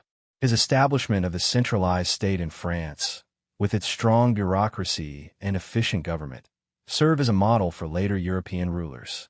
The Napoleonic Code not only redefined civil law in France, but also influenced legal systems in countries across Europe, the Americas, and even parts of Asia. Its focus on equality, property rights, and legal clarity continues to be foundational in modern legal frameworks. Countries like Italy, Germany, and Spain adopted versions of the code, and it was even adopted in places like Japan during its Meiji Restoration. Napoleon's influence on nationalism also cannot be overlooked. While his empire was based on the idea of imperial control, the spread of his reforms and the ideas of the French Revolution fostered a sense of national identity in the territories he conquered. The Napoleonic Wars and the subsequent Congress of Vienna marked the beginning of the modern nation-state system, where the idea of self-determination for people groups took root. The aspirations for national unity, particularly in Italy and Germany, would later lead to their unification in the 19th century. Though Napoleon's empire fell, his legacy shaped the evolution of European and global politics, law, and military strategy for centuries. His complex and controversial legacy continues to fascinate and provoke debate, but his undeniable contributions to the shaping of the modern world remain his most lasting achievement. By the summer of 1812, Napoleon Bonaparte's empire stood at the height of its power, stretching from Spain to the borders of Russia. Yet, cracks in the fragile peace with Russia began to appear, and the relationship between Napoleon and Tsar Alexander I had deteriorated. Russia's refusal to adhere fully to the continental system, Napoleon's economic blockade against Britain, was one of the primary causes of tension. The continental system was designed to weaken Britain by cutting off European trade, but Russia, due to its economic dependence on trade with Britain, began to ignore the blockade, resuming commercial relations with the British. Napoleon, deeply invested in the success of the continental system, could not afford this defiance. The Tsar's actions were not only a direct challenge to Napoleon's authority, but also a sign that Russia, the largest and most powerful state in Europe after France, was slipping out of his grasp. Napoleon had always seen Russia as an important ally, but as the political and economic divide between the two empires widened, Napoleon's fears of a two-front war grew. He believed that he could not let Russia's defiance continue without consequences. Therefore, in the spring of 1812, Napoleon began planning an invasion of Russia, hoping that a swift and decisive victory would force Tsar Alexander to submit to French authority. There were strategic reasons for the invasion as well. Napoleon had already expanded his empire to the east, and Russia was the final holdout. A successful campaign against Russia would ensure French dominance over all of Europe, leaving Britain isolated. Napoleon also believed that forcing Russia to comply with the continental system would cripple Britain's economy, thus fulfilling one of his greatest ambitions, bringing Britain to its knees without having to directly engage in a naval battle. However, the decision to invade Russia was not solely based on military strategy. It was also driven by Napoleon's growing sense of invincibility. After his successes in Europe, including the conquest of Spain, the defeat of Prussia, and the consolidation of his empire, Napoleon believed that his army was unbeatable. He underestimated the vastness of Russia, the harshness of its climate, and the resilience of the Russian people. While he had conquered much of Europe with relative ease, Russia would prove to be a vastly different adversary. By June 1812, Napoleon had gathered one of the largest military forces ever assembled, the Grande Armée, numbering over 600,000 men, including soldiers from all over Europe, including French, Polish, Italian, German, and Austrian troops. Napoleon believed that such an enormous force would be more than sufficient to crush any Russian resistance. What he failed to account for was the vastness of the Russian terrain, the severe winter conditions, and the Russian strategy of retreat, which would lead to a disaster unlike anything he had faced before. The stage was set for one of Napoleon's most fateful and disastrous campaigns, the invasion of Russia, which would ultimately mark the beginning of the decline of the Napoleonic Empire. In June 1812, Napoleon Bonaparte set his massive invasion of Russia into motion, marking the beginning of one of the most ambitious and ill-fated campaigns in military history. Napoleon, now at the peak of his power, believed his Grande Armée, numbering over 600,000 men, would easily overwhelm the Russian forces. The army was a multinational force, consisting of French soldiers, Austrians, Italians, Poles, and soldiers from other allied states. It was the largest military force ever assembled in Europe at the time, and Napoleon's confidence in his ability to achieve a quick victory was unwavering. Napoleon's strategic goal was clear: march deep into Russian territory, crush the Russian army in a decisive battle, and force Tsar Alexander I to negotiate a peace settlement that would bring Russia fully under Napoleon's control. The French plan was to use their overwhelming numbers and superior training to engage the Russian forces in a major battle. Napoleon anticipated that the Russian army, once defeated, would be forced to accept his terms, re-enter the continental system, and end their defiance of France. The invasion began on June 24, 1812, as the Grande Armée crossed the Neman River, entering Russian territory. From the start, Napoleon faced logistical challenges that would haunt him throughout the campaign. The Russian army, under Tsar Alexander's command, retreated deep into their vast homeland, using the strategy of scorched earth. Rather than engage in direct combat, the Russian forces systematically withdrew, burning villages, destroying crops, and poisoning wells as they went. This strategy, designed to deprive Napoleon's army of supplies and force them into the Russian interior, would be devastatingly effective.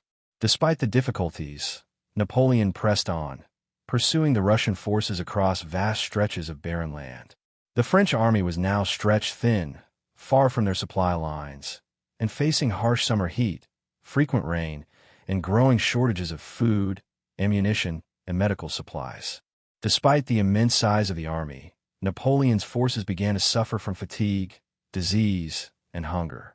These initial hardships foreshadowed the disaster to come, but Napoleon remained confident that once he forced a decisive battle, the Russian army would break and the Tsar would come to terms. The Russian forces, under Tsar Alexander, adopted a strategy of retreating further into Russia's endless expanses, effectively avoiding any engagement in a pitched battle. With each day that passed, Napoleon's men grew weaker, exhausted from the grueling march, and morale began to deteriorate. The further they advanced, the more the supply situation became dire. Still, Napoleon pressed forward, determined to force a confrontation. The first major clash between the two forces occurred at the Battle of Smolensk in August 1812, but it was not the decisive victory Napoleon had hoped for. The Russians, though heavily outnumbered, managed to retreat again, leaving Napoleon with a burnt city and little in the way of supplies. It was becoming clear to Napoleon that this campaign would not be the quick victory he had anticipated, and the challenges of an extended march through the Russian wilderness were starting to take their toll. By September 1812, Napoleon's Grande Armée had made its way deep into Russia, but the road to victory seemed ever more elusive. After months of pursuit, the Russian army, under the command of Tsar Alexander I, finally made its stand at Borodino, just 70 miles west of Moscow. The battle, which took place on September 5–7, 1812, was one of the bloodiest of the Napoleonic Wars, with heavy casualties on both sides. It would prove to be a pivotal moment in Napoleon's campaign, offering him a tactical victory, but at an unbearable cost. Napoleon's forces, although numerically superior, faced stiff resistance from the Russian army, which had entrenched itself in strong positions. The battle raged for hours, with French forces charging Russian positions time and again, only to be repelled by determined Russian defenders. Napoleon, who was known for his aggressive and decisive tactics, struggled to break through the Russian defenses. Despite his army's successes in pushing the Russians back, the battle was indecisive. Both sides suffered tremendous losses, with around 30,000 French soldiers and 45,000 Russians killed or wounded.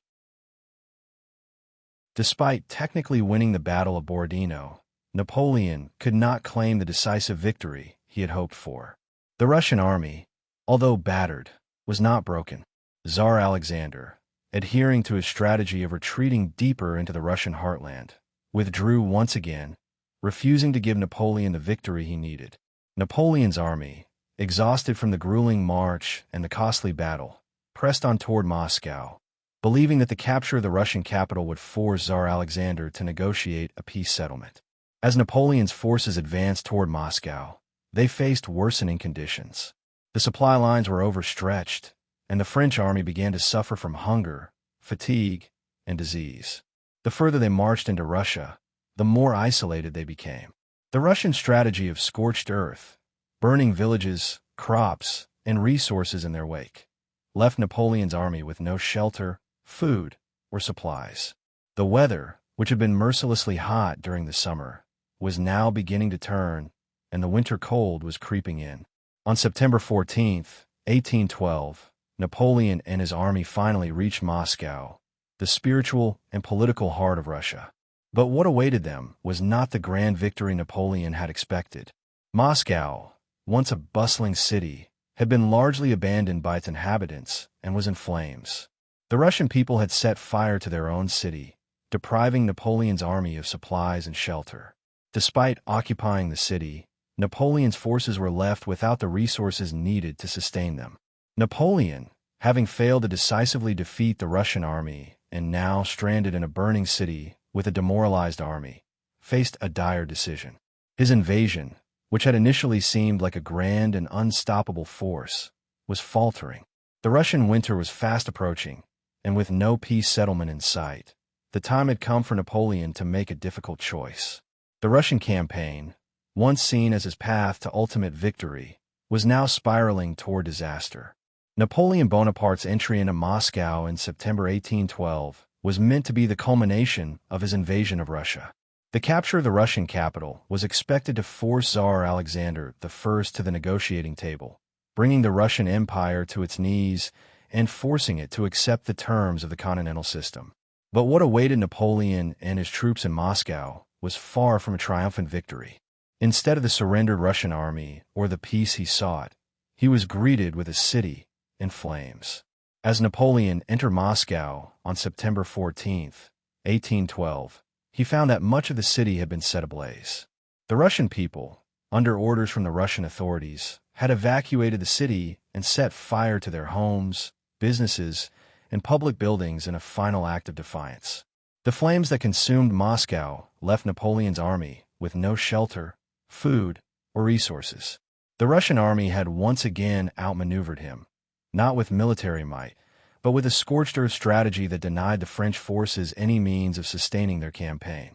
Napoleon's occupation of Moscow was symbolic in nature, as the city offered little strategic value without supplies or civilian infrastructure. Napoleon had hoped that by capturing Moscow, the Russian government would be forced to capitulate.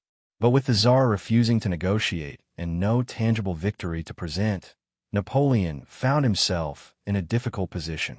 His forces, already stretched thin, were becoming increasingly demoralized and fatigued. The Russian winter loomed on the horizon, and Napoleon's army was ill-prepared to face the harsh conditions of the Russian climate. Napoleon, ever the master tactician, attempted to use the occupation of Moscow to pressure the Russians into peace talks, but his demands went unanswered. For weeks, Napoleon waited in the burning city, hoping for a response from Tsar Alexander, but none came. His once immense army, now spread thin, was unable to make further progress, and the lack of supplies and shelter was taking a toll on the soldiers. Their morale, already low after months of hardship, began to plummet. The situation grew more desperate as time passed. With no food, inadequate shelter, and the looming threat of the Russian winter, Napoleon faced a grim reality. His grand plan to force a quick victory had turned into an insurmountable disaster. The longer he stayed in Moscow, the more his army suffered. By early October, Napoleon was forced to make the difficult decision to retreat. The decision to retreat marked a dramatic turning point in the Russian campaign. Napoleon, once known for his boldness and audacity, now found himself in an untenable position, with his forces stretched to the breaking point. The path that had seemed so certain just a few months earlier was now leading directly toward disaster. The Russian campaign, which had begun with such promise, was rapidly becoming a catastrophic failure. The burning of Moscow was not just the loss of a city. It was the symbolic death of Napoleon's ambitions in Russia. As the last hopes of a negotiated peace vanished with the continued Russian refusal to engage, Napoleon Bonaparte found himself at crossroads. Having occupied the city of Moscow for over a month, and with the Russian winter fast approaching, it became clear that the initial strategy of quick conquest had failed. The Grande Armée, now severely weakened by months of fighting, exhaustion, and the harsh conditions of the Russian countryside, was facing an insurmountable challenge: a retreat from Moscow. Napoleon, although known for his boldness, was left with little choice but to order the retreat of his army from the city in October 1812. The decision was a critical one, and its consequences would mark the beginning of a catastrophic series of events that would devastate Napoleon's forces and cripple his empire. With no meaningful victory to claim and the failure of his occupation strategy in Moscow, Napoleon set his sights on returning to France, hoping that his army could survive the long journey back. But the retreat from Moscow quickly descended into a nightmare. The harsh Russian winter, which had been a constant threat throughout the campaign, now turned from a looming challenge into an immediate, deadly reality. As the temperature dropped, the once mighty Grande Armée, battered and exhausted, found itself ill-prepared for the severe cold and the ruthless conditions of the Russian steppe. The soldiers, many of them suffering from frostbite, hunger, and disease, began to die in alarming numbers. The Russian army, which had retreated further into the interior, now began to harass Napoleon's retreating forces. Cossack raiders and Russian forces attacked the French rear and flanks, launching relentless strikes that cut off the French supply lines. Napoleon's army was in full retreat, but it was not a dignified retreat. It was a disorganized, chaotic exodus across a vast and hostile landscape. Napoleon had to make difficult decisions, trying to maintain order as the Grande Armée crumbled under the weight of its own mismanagement and the unrelenting Russian strategy of attrition. The French soldiers, demoralized and starving, found themselves retreating through a scorched and barren land, with little shelter and no resources. The Russian army's strategy of scorched earth, burning villages, poisoning wells, and destroying crops had deprived Napoleon's army of any means of sustenance. As the weather worsened, the roads became impassable, and the situation for the retreating French became increasingly dire. Napoleon, who had once been known for his brilliant military strategy, now found himself helpless against the elements and the growing collapse of his army. By December, the Grande Armée was a shadow of its former self, reduced to a fraction of its original numbers. Disease, hunger, cold, and Russian attacks had taken their toll. Napoleon's retreat from Moscow had turned into an overwhelming disaster, one that would go down in history as one of the greatest military blunders of all time. By November 1812, Napoleon's Grande Armée had suffered irreparable losses during its brutal retreat from Moscow. What had once been the most formidable military force in Europe was now a fragmented, starving, and demoralized shell of its former self. As the temperature plummeted, the conditions worsened, and the men of the Grande Armée, already on the brink of collapse, found themselves in a fight for survival against both the Russian elements and their own deteriorating resources. The Russian winter had set in, and the French soldiers, who had been ill-prepared for such harsh conditions, began to succumb in droves. Frostbite, disease, and exhaustion claimed the lives of thousands, and those who survived were too weak to continue their march. Many of the soldiers had no shoes, and their clothes had been worn through after months of brutal campaigning. The remnants of Napoleon's army were forced to march through knee-deep snow, often without food or shelter. The longer the retreat lasted, the fewer soldiers remained in any condition to fight. Starving men were left to die in the snow, while others were picked off by Russian skirmishers and Cossack raids. Napoleon, once celebrated for his military genius, found himself powerless to stop the collapse of his forces. He had hoped to regroup and salvage what was left of his army, but every attempt to maintain order failed. The vastness of the Russian terrain had already stretched his army thin, and with each passing day, more soldiers fell behind. Supplies were exhausted, and the soldiers had no choice but to scavenge from the land, often fighting over scraps of food. The heavy artillery, wagons, and even horses had been abandoned along the route, further slowing the retreat. As the French forces reached the Berezina River in late November, Napoleon faced one of his final opportunities to salvage the remnants of his army.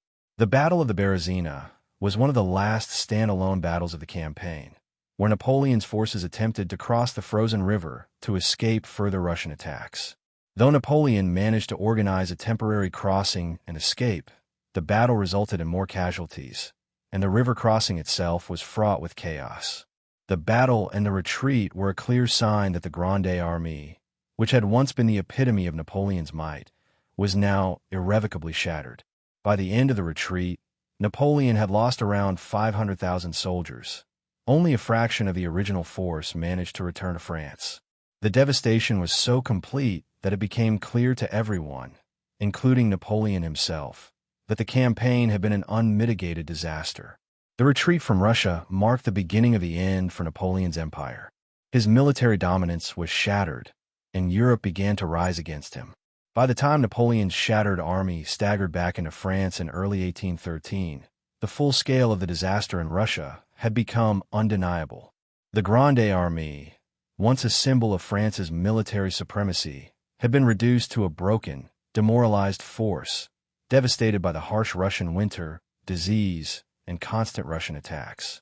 The colossal failure of the invasion had far-reaching consequences for Napoleon's empire, both militarily and politically. Napoleon, however, was not a man to surrender easily. Even in the face of overwhelming defeat, he attempted to salvage what he could of his remaining forces. Upon his return to Paris, Napoleon immediately began rebuilding his army, calling on his allies, and even conscripting new soldiers to replenish the ranks. Yet, his empire was now deeply fractured. The Sixth Coalition, consisting of Britain, Russia, Prussia, Spain, Sweden, and other European nations, had been watching his defeat with growing satisfaction, and they quickly saw their opportunity to bring an end to Napoleon's rule. Despite the monumental losses, Napoleon's charisma and leadership allowed him to raise another army, though it was far weaker and less experienced than his previous forces. But this new army faced an uphill battle. The political landscape in Europe was changing rapidly, and many of the territories once allied with France began to turn against Napoleon. In Germany, Austria, and Sweden, Nationalist movements began to swell, and former allies, disillusioned by Napoleon's failure, began to openly support the coalition. Napoleon's once ironclad control over much of Europe was now slipping away. In the spring of 1813, the coalition forces launched their offensive in a bid to capitalize on the weaknesses of the French Empire. Napoleon was forced to take immediate action. The resulting War of the Sixth Coalition saw the French once again fighting for their survival. Napoleon, however, was a strategic genius, and though his army was smaller and fatigued, he managed to score a few victories. The Battle of Dresden in August 1813 was one such victory, where Napoleon's forces pushed back the advancing coalition troops, but these moments of triumph were fleeting and insufficient to turn the tide. Meanwhile, the French public, once loyal to Napoleon and inspired by his earlier successes, grew increasingly frustrated with the constant wars and mounting casualties. The devastation of the Russian campaign, coupled with the mounting losses in the War of the Sixth Coalition, began to erode Napoleon's support at home. Even some of his marshals and senior officers began to question his leadership. Napoleon's once formidable empire, already weakened by the Russian disaster, was crumbling under the combined weight of war, rebellion, and international pressure. In 1814, after several more defeats, the French capital, Paris, was finally captured by the coalition forces. Napoleon, realizing the inevitable, was forced to abdicate for the second time on April 6, 1814. The fall of Paris marked the end of Napoleon's reign as emperor. The victorious Allies exiled him to the small island of Elba, off the coast of Italy, where he would be given sovereignty in a token of French recognition. The emperor who had once ruled over a vast European empire was now a prisoner in exile, his power broken and his empire dismantled. Napoleon Bonaparte's abdication on April 6, 1814, marked the end of a dazzling era of military dominance and empire building. After a disastrous retreat from Russia, a string of defeats in the War of the Sixth Coalition, and the capture of Paris by the Allied forces, Napoleon's reign came to an abrupt and ignoble conclusion. Once the ruler of most of Europe, he was now exiled to the island of Elba, a small, Mediterranean island just off the coast of Italy, where he would spend the next few years in relative isolation. Elba, though relatively close to France, was a far cry from the grandeur and power that Napoleon had once enjoyed. The terms of his exile were negotiated by the victors of the Sixth Coalition, particularly the British and the Russians, who sought to ensure that Napoleon would never again rise to power.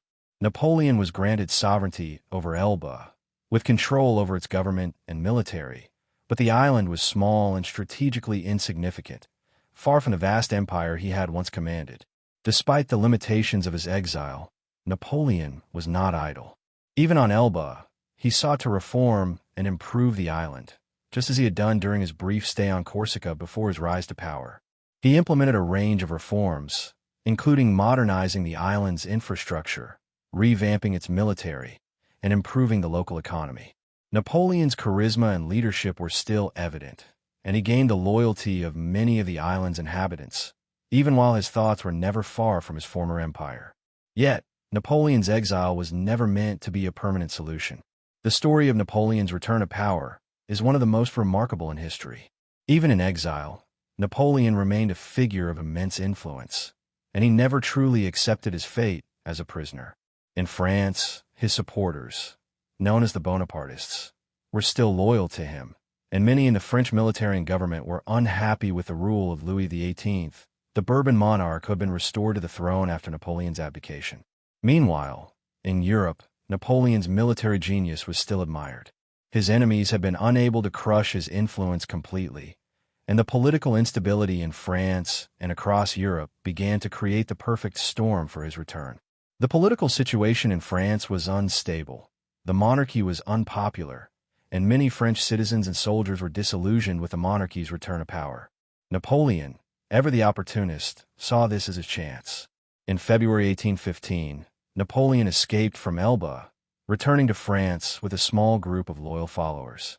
His dramatic return, known as the 100 Days, would ignite a final period of Napoleon's rule. The excitement and hope that Napoleon's return sparked in France was palpable, as thousands of soldiers and citizens rallied to his cause, eager to restore him to power. Napoleon Bonaparte's escape from Elba in February 1815 marked the beginning of the most dramatic comeback in history. His return to France, after less than a year in exile, was a bold act that shook Europe and redefined his legacy. The event, known as the 100 Days, was Napoleon's final attempt to reclaim his empire and restore his dominance over Europe, but it would ultimately be short-lived and end in disaster. Napoleon's return to France was facilitated by growing discontent with the Bourbon monarchy under Louis XVIII. While Napoleon was exiled to Elba, the restored Bourbon king had struggled to gain the support of the French people. Many were disillusioned with the monarchy, which had failed to bring lasting peace or stability to France after the upheaval of the Revolution and Napoleon's reign. The return of the monarchy had not erased the memory of Napoleon's strong leadership, and many soldiers, government officials, and citizens still held loyalty to him. On March 1, 1815, Napoleon landed in Caen, southern France, with a small contingent of followers. His journey back was swift and decisive, and the French army, seeing the former emperor's return, began to rally behind him.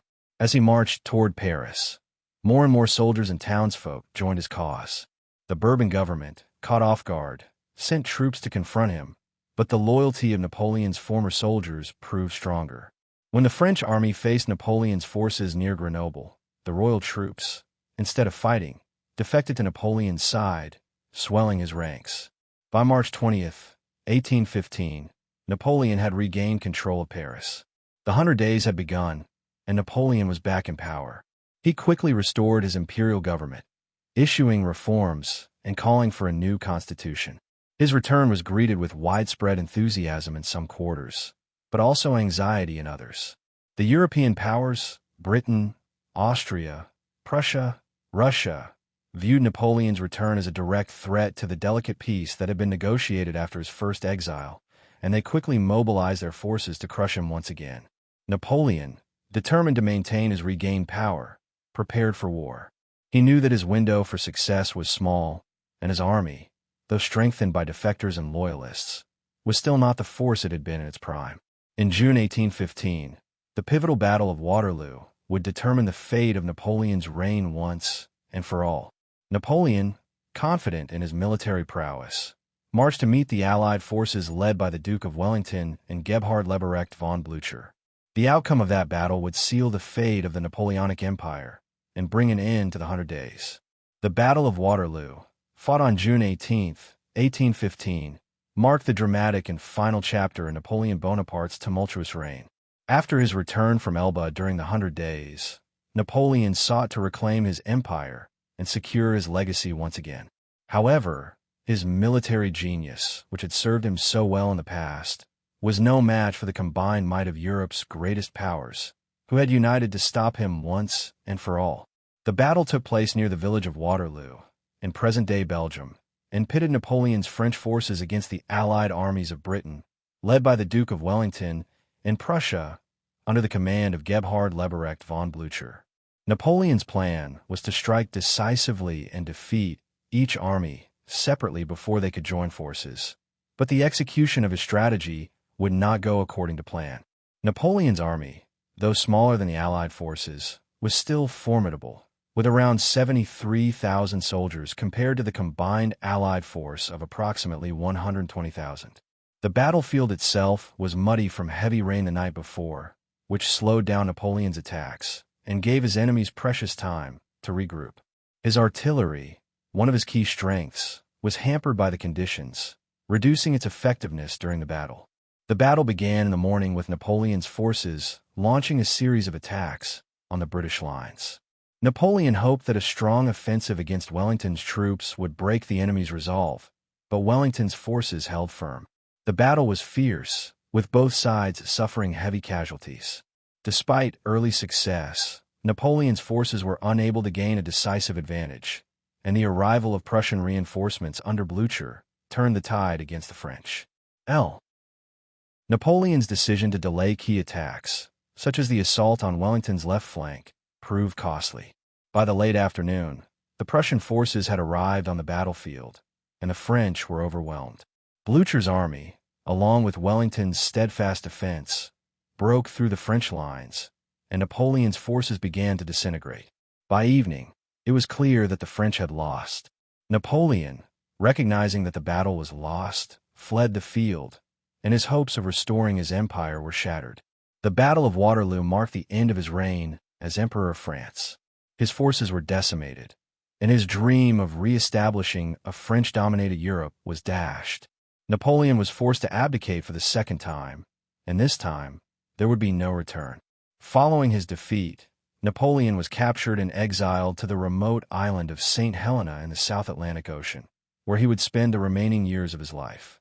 His final defeat at Waterloo sealed his legacy, not as the emperor who conquered much of Europe, but as the man whose ambition ultimately led to his downfall.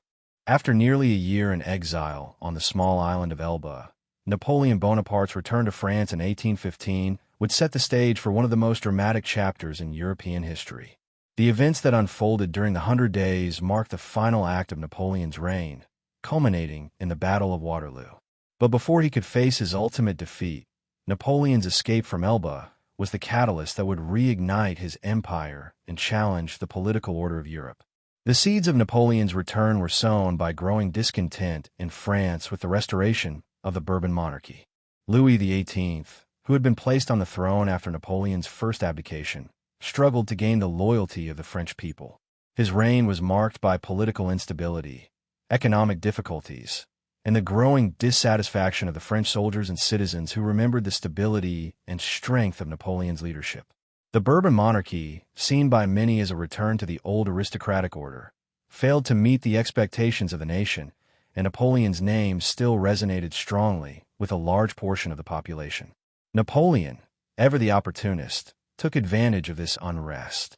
In February 1815, he escaped from Elba with a small group of loyal followers. The conditions for his escape were surprisingly favorable. The island of Elba, though under Napoleon's nominal control, was situated only a short distance from the French mainland, and Napoleon's personal charisma and influence were enough to draw a group of soldiers to his cause. His supporters in France had already been preparing for his return, quietly working behind the scenes to facilitate his return to power. On March 1, 1815, Napoleon landed in the south of France, near Caen, with around 1,000 men. As he made his way toward Paris, his presence grew increasingly known, and the French people, still loyal to him, began to rally to his cause. Napoleon's arrival was met with enthusiastic support, especially from soldiers and civilians who were disillusioned by the Bourbon monarchy. Local military commanders, some of whom had served under him during his earlier campaigns, defected to his side, swelling his forces as he marched toward Paris. The march to Paris was swift, and with each passing day, more and more soldiers and citizens rallied to Napoleon's side. The royal forces, sent by Louis XVIII to confront him, were quickly disbanded as they too chose to join Napoleon rather than oppose him. By March 20th, 1815, just a few weeks after his landing, Napoleon had regained control of the French capital. Louis XVIII fled, and Napoleon was once again Emperor of the French. The 100 Days had begun. Napoleon Bonaparte's dramatic return to power in March 1815 marked the beginning of the 100 Days, a period of intense political upheaval, military preparation, and renewed conflict. Though his return to France was greeted with enthusiasm by many who had longed for his leadership, Napoleon's position was far from secure. The political landscape had shifted significantly since his first abdication, and he faced numerous challenges as he sought to rebuild his empire and reassert French dominance in Europe. Once Napoleon reclaimed Paris and took the throne again, he wasted no time in trying to stabilize the situation. The French people, disillusioned by the Bourbon monarchy under Louis XVIII, welcomed Napoleon back with open arms. However, his return was not without opposition. Louis XVIII had fled the country, but many of the royalists still loyal to the Bourbon family remained. Additionally, many of Napoleon's former enemies, who had once banded together to defeat him, were now preparing for his inevitable confrontation with the coalition forces. Napoleon's first priority was to rebuild the military. The French army, though not completely destroyed, had been severely weakened after years of war. The remnants of Napoleon's forces had suffered significant losses during the Russian campaign and the War of the Sixth Coalition, and many soldiers had deserted or been disbanded. Napoleon quickly reformed the army, bringing back old soldiers and recruiting new ones. He was able to gather a significant force, though it was not as powerful as his earlier armies. At the same time, Napoleon worked to shore up his political position. He made efforts to reassure the French people that his return would not mean the continuation of the endless wars that had characterized his rule. He promised reforms and a more stable government, aligning himself with the liberal elements of society to gain support. Napoleon's return, though still marked by a desire for power, was framed as a means to stabilize France and restore it to its former glory. However, the situation was rapidly changing across Europe. The Allied powers, including Great Britain, Prussia, Russia, and Austria, viewed Napoleon's return as a direct threat to the peace they had established following his first abdication. The Congress of Vienna, which had been working to restore order and redraw the borders of Europe, had to face a new crisis. Napoleon's return ignited the fears of a resurgence of his empire and an unraveling of the delicate balance of power they had worked to establish. As Napoleon quickly rebuilt his military and prepared for the inevitable war, he understood that time was against him. The European powers were united in their determination to destroy his ambitions once and for all. Napoleon, fully aware of the risks, knew that the upcoming confrontation would define his legacy once and for all. Napoleon Bonaparte's return to power in March 1815 sparked immediate alarm throughout Europe. The Allied powers, Great Britain, Prussia, Russia, and Austria, who had worked together to defeat Napoleon and restore the old order after his first abdication, quickly recognized that their peace would not last. Napoleon's dramatic re-entry into the political scene signaled the collapse of the European stability they had worked so hard to create.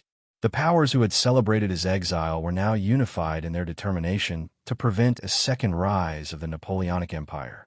Upon his return to France, Napoleon moved swiftly to strengthen his position both politically and militarily.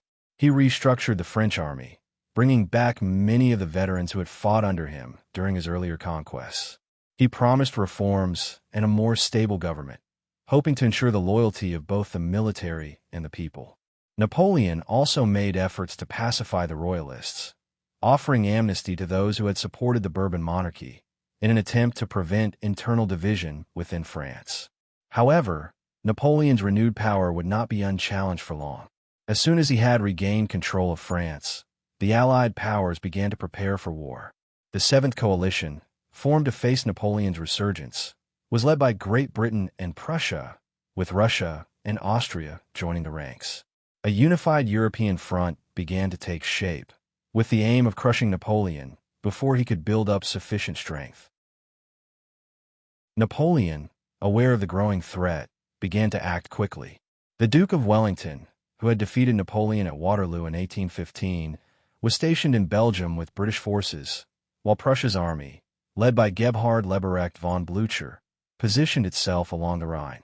Napoleon knew that he could not afford to wait for the coalition to fully mobilize and unite against him. His only chance for victory lay in striking first and dividing the forces of the Allied powers. In June 1815, Napoleon launched his invasion of the Low Countries with the intent of defeating the British and Prussian armies before they could combine their forces. His strategy relied on the speed and efficiency of his army, hoping to break the coalition's resolve through rapid, decisive battles. His initial success in splitting the forces of Wellington and Blücher seemed promising, but the stakes could not have been higher. Napoleon had gambled everything on this campaign, knowing that any failure would lead to the collapse of his Second Empire. As Napoleon marched toward Waterloo, his army brimming with confidence from its recent victories, he faced an uncertain future. The outcome of the coming battle would determine the fate of his reign and, more importantly, the future of France and Europe. The stage was set for the final showdown. Napoleon Bonaparte had launched his campaign during the 100 Days with a clear objective: to defeat the British and Prussian forces separately before they could join forces. His target was Waterloo, a crucial crossroads in Belgium where the Allied armies of the Duke of Wellington, British, and Gebhard Leberecht von Blücher, Prussian, had gathered. Napoleon's military brilliance, honed over years of successful campaigns, will be put to the test in what would become one of the most iconic battles in history. The Battle of Waterloo, fought on June 18, 1815, was a culmination of Napoleon's ambitions to reclaim his empire. His strategy was bold and aggressive, aimed at disrupting the unity of the Allied forces. He understood that if he could separate Wellington's British forces from Blücher's Prussian troops, he could engage each army individually and destroy them before they could unite. On the morning of June 18th, Napoleon began his attack with the hope of achieving a quick and decisive victory. His forces, approximately 73,000 strong, were facing off against a combined force of about 118,000 soldiers from the British-led coalition. The terrain at Waterloo was not ideal for large-scale maneuvering, with thick mud from recent rain turning the battlefield into a quagmire. Despite this, Napoleon pushed forward with his plan, beginning with a series of assaults aimed at Wellington's left flank. Napoleon's primary objective in the opening stages of the battle was to break through Wellington's defenses and create a wedge between the British and their allies. To achieve this, he employed his trusted tactics of artillery bombardment, combined with infantry assaults. His famed artillery, though hampered by the wet conditions, managed to bombard the British positions relentlessly. Napoleon hoped that Wellington's army, stretched thin across a defensive line, would break under the pressure of these heavy assaults. However, Wellington's forces held firm. The British line, reinforced by Dutch and Belgian troops, was strong and well-coordinated, making it difficult for Napoleon to make a decisive breakthrough. Despite several hours of intense fighting, Napoleon was unable to penetrate the center of Wellington's position, and his strategy to divide the British and Prussian forces was not going according to plan. As the battle progressed, Napoleon's sense of urgency grew. He knew that Blücher's Prussian army was marching toward the battlefield and could potentially tip the scales against him. Napoleon needed to break Wellington's forces quickly or risk being caught between two powerful armies. But even as Napoleon pressed forward, he was beginning to realize that his initial advantage in this battle was slipping away. By the late afternoon of June 18, 1815, the Battle of Waterloo had reached a critical juncture. Napoleon Bonaparte, after hours of intense fighting, had failed to break through the lines of the Duke of Wellington's British-led forces. While Napoleon's artillery had caused significant casualties and his infantry had engaged in repeated attacks, Wellington's troops remained resilient. Napoleon's hope to divide and conquer Wellington's forces by striking first was beginning to falter, and he now had to contend with a new, looming threat: the arrival of Prussian forces under Gebhard Leberecht von Blücher. From early in the battle, Napoleon had been aware that Blücher's army was marching to join Wellington. He had hoped to defeat the British quickly and decisively before Blücher's Prussians could arrive and unite with them.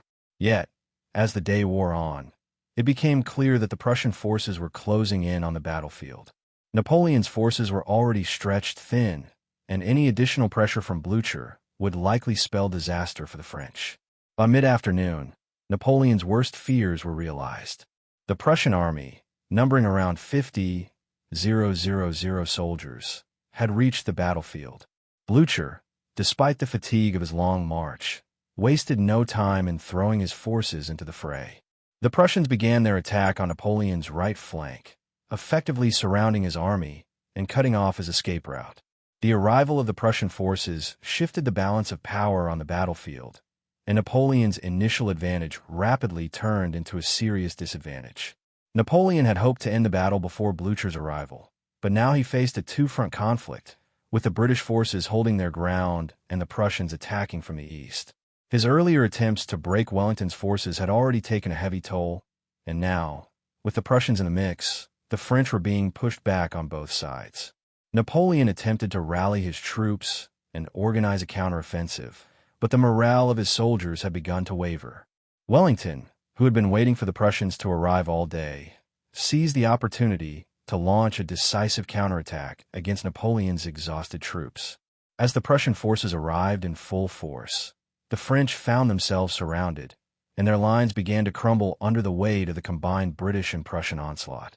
Napoleon's once invincible army, worn out by the prolonged battle and harassed by two enemy forces, was now in full retreat.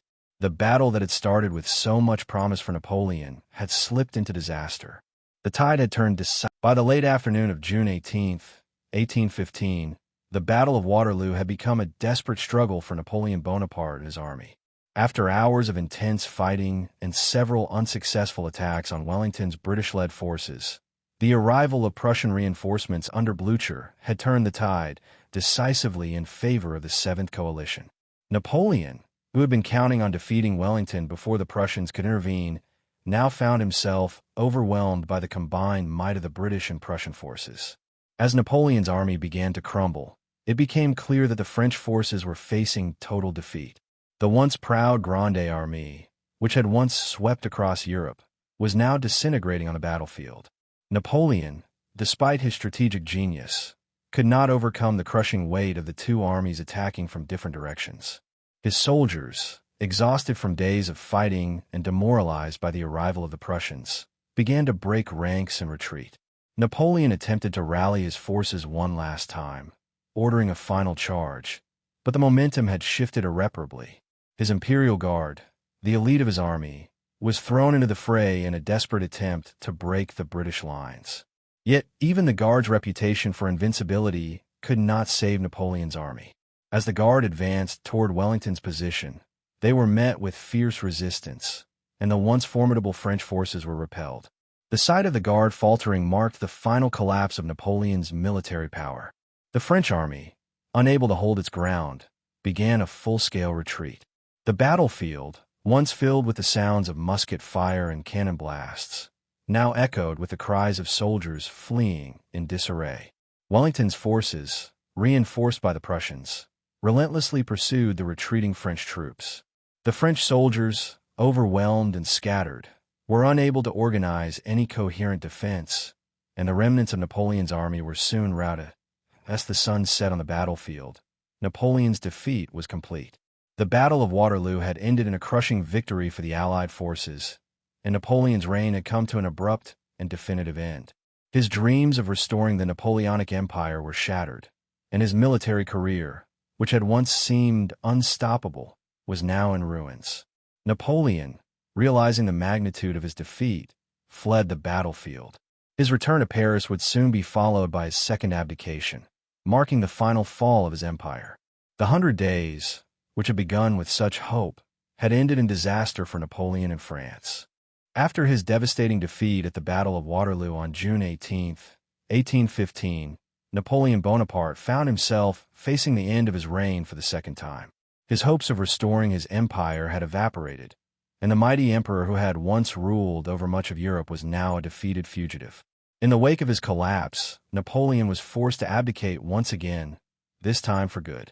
His second abdication, on June 22, 1815, marked the beginning of the final chapter of his life, a period of isolation, imprisonment, and reflection on an empire that had crumbled beneath the weight of his ambition. Napoleon, fully aware of the consequences of his defeat, sought to escape from the chaos that had consumed France. The Bourbon monarchy, restored to power under Louis XVIII, was eager to rid itself of the emperor who had so thoroughly reshaped the country. Napoleon's situation was dire. Not only had he lost his empire, but the allies who had once fought against him now sought to punish him for his defiance and ambition. The victorious powers, Britain, Prussia, Russia, and Austria, agreed that Napoleon must be exiled to prevent any chance of a resurgence. Initially, Napoleon hoped to find refuge in America, but the British had other plans. The British Admiralty, which had been his greatest adversary throughout his reign, intercepted his escape attempts and, fearing his influence, took him into custody. Napoleon was transported aboard the HMS Bellerophon, a British warship, to the island of St. Helena, a remote British colony located in the South Atlantic Ocean, far from the European continent. St. Helena was a stark contrast to the grandeur and power that Napoleon had once known. The island, isolated and desolate, was more than 1,200 miles from the nearest land. The British authorities were determined to keep Napoleon isolated and under constant supervision, ensuring that he would have no opportunity to escape or once again challenge European stability. As Napoleon arrived at the island on October 15, 1815, he was effectively cut off from the world that he had once dominated. St. Helena was a bitter prison for Napoleon. His exile was not the peaceful retirement he might have hoped for, but a place of confinement and isolation. While he was allowed to live in relative comfort, his freedom was severely restricted. Napoleon's once great ambitions were now reduced to the confines of a lonely island, where he would spend the final years of his life in solitude, far from the grandeur of his imperial past. Napoleon Bonaparte's exile to St. Helena was as dramatic as the rise and fall of his empire. Isolated on this remote island in the South Atlantic, far from the French Empire he once ruled, Napoleon's life became a painful contrast to the glory he had once known. The island, barren and unwelcoming, was an ideal location for the British to ensure that Napoleon could never again pose a threat to Europe. Despite the seemingly tranquil surroundings, Napoleon's days on St. Helena were far from peaceful. Instead, they were filled with frustration, reflection, and a relentless yearning for the life he had lost. Upon his arrival on St. Helena in October 1815, Napoleon was placed under the watchful eyes of the British authorities. The island, part of the British Empire, was not large, only 47 square miles, and its rugged terrain made it an inhospitable place to live. Napoleon was given a residence called Longwood House, a dilapidated estate located on a hill. Though the house provided a roof over his head, it was poorly maintained, damp, and uncomfortable. The conditions were far from what Napoleon had been accustomed to during his years as emperor, and the environment only added to his growing sense of frustration. The British authorities assigned a governor, Sir Hudson Lowe, to oversee Napoleon's imprisonment. Lowe's relationship with Napoleon was tense and antagonistic. Lowe took every precaution to ensure Napoleon's isolation, restricting his communication with the outside world and monitoring his movements closely. Napoleon's correspondence was heavily censored, and he was only allowed to interact with a small circle of companions. Among those closest to him were a handful of loyal servants, including Bertin, a former valet, and Anna Marquis, his personal physician. Napoleon's interactions with his companions and the small number of visitors he received were his only means of connection to the outside world. Although his freedom was greatly restricted, Napoleon did not completely abandon his intellectual pursuits. He spent much of his time dictating his memoirs and reflecting on his past. Despite his diminishing health, Napoleon remained intellectually sharp, engaging in philosophical discussions and occasionally rewriting the history of his reign. He viewed his exile as a means to shape his legacy, believing that time would eventually restore his reputation and justify his actions. He also began to look inward, often pondering what had gone wrong during his reign and contemplating the mistakes that led to his downfall. Yet, as the years wore on, Napoleon's health deteriorated. The isolation, combined with a harsh climate and stress, took its toll on his body and mind. His once vibrant spirit seemed to fade with each passing year, though his mind still clung to the idea that he could one day return to power. The relentless cycle of reflection, illness, and frustration weighed heavily on him, as Napoleon found himself a prisoner of his own past, unable to escape the empire he had once ruled. As Napoleon Bonaparte's time on St. Helena wore on, his health began to deteriorate rapidly. The once indomitable man who had conquered much of Europe, whose vitality and energy seemed boundless, was now confronting the harsh reality of aging and illness. The years spent in exile took a heavy toll on his body, exacerbated by the relentless isolation and the bleak conditions of his imprisonment. Napoleon's physical decline was slow but unmistakable, and it became clear to those around him that the end was near at first.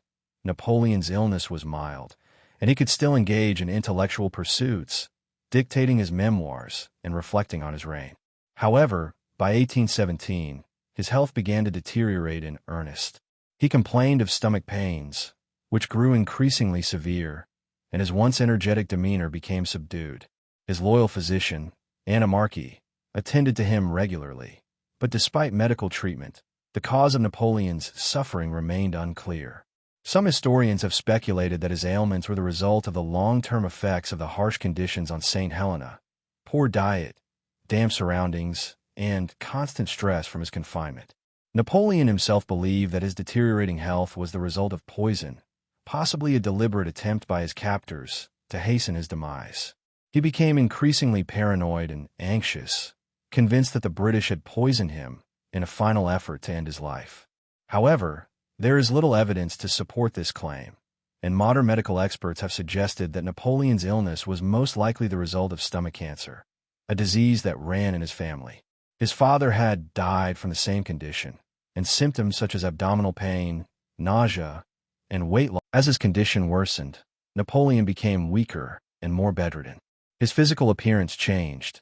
He grew gaunt, and his once sharp features softened. The emperor who had once commanded entire armies was now reduced to a shadow of his former self. His mental acuity remained intact for a time, and he continued to dictate his memoirs and engage in discussions with his companions. However, his ability to manage the pain and his growing sense of despair took a toll on his spirit. In the months leading up to his death, Napoleon's suffering became unbearable. He spent long hours in his bed, reflecting on his past and the empire he had lost.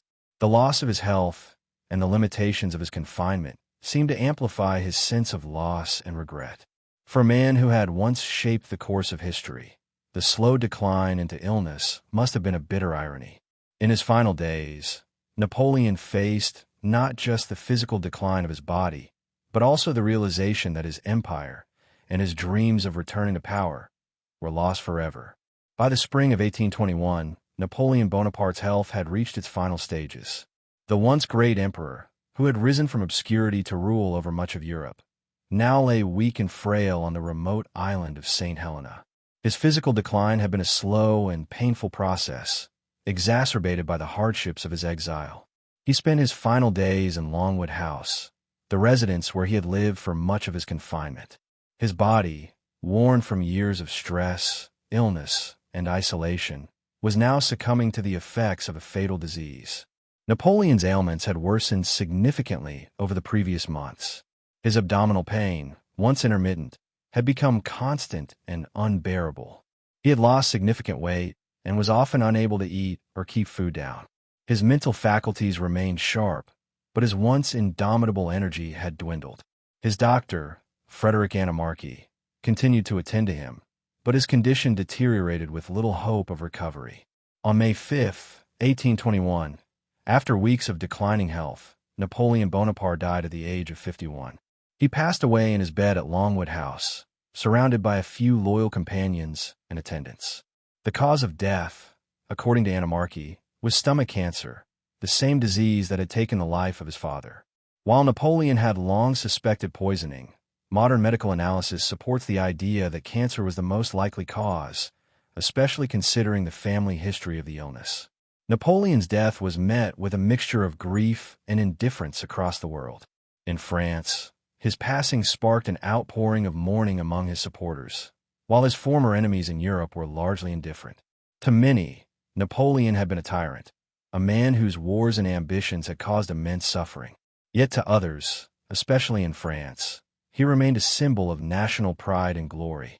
His legacy as a military genius and a reformer was still alive in the collective memory of his countrymen. In the days following his death, Napoleon's body was embalmed, and a funeral procession was held on May 9, 1821. His body was buried in a simple grave on the island of St. Helena, marked by a modest tomb. However, his story was far from over. In 1840, nearly 2 decades after his death, Napoleon's remains were exhumed and returned to France, where they were reburied with great ceremony at Les Invalides in Paris, where they rest to this day. His death, though the end of his physical presence, marked the beginning of his eternal place in history. Napoleon Bonaparte's death on May 5, 1821, did not mark the end of his influence. In the years following his demise, his legacy evolved into something far greater than even he could have imagined during his lifetime. Napoleon's life had been one of incredible ambition, military brilliance, and unrelenting drive, but also of tragic downfall and personal sacrifice. His reign, though short-lived, left a profound impact on France and the rest of Europe, influencing the course of history long after his death. Napoleon's legacy in France was especially enduring. He is remembered not only as a military genius, but also as a statesman who brought important reforms to the country. His most notable contribution was the Napoleonic Code, which laid the foundation for modern civil law systems in many parts of the world. The Code, which abolished feudal laws and provided equality under the law, still influences legal systems today, particularly in countries such as France, Italy, Spain, and many countries in Latin America. Napoleon's military innovations also continue to shape modern warfare. He introduced new tactics, such as the corps system, which allowed armies to operate independently but in concert with each other, vastly improving strategic flexibility. His emphasis on rapid mobilization, concentration of force, and decisive battles became core principles in military doctrine. The legacy of his battles, especially the Battle of Austerlitz, is still studied at military academies worldwide. However, Napoleon's legacy is also marked by the immense suffering his wars caused across Europe. His ambition for empire led to countless lives lost, the destruction of cities, and the displacement of millions. The Napoleonic Wars, while achieving some of his goals, also left Europe ravaged, and the political and economic toll of his reign was immense. Yet even his enemies recognized his unparalleled talent and brilliance. Napoleon's impact extended far beyond his death. The Congress of Vienna, 1814 to 1815, attempted to restore Europe to its pre-Napoleonic state, but the boundaries of European politics and identity had been forever changed. Napoleon's imperial ambitions sparked a nationalist wave across Europe, and the unification of Germany and Italy in the 19th century were influenced by the ideas he had spread. Even in his exile, Napoleon remained an enduring symbol of the revolutionary spirit, a man who, despite his faults, had once challenged the old order of monarchies and aristocracies.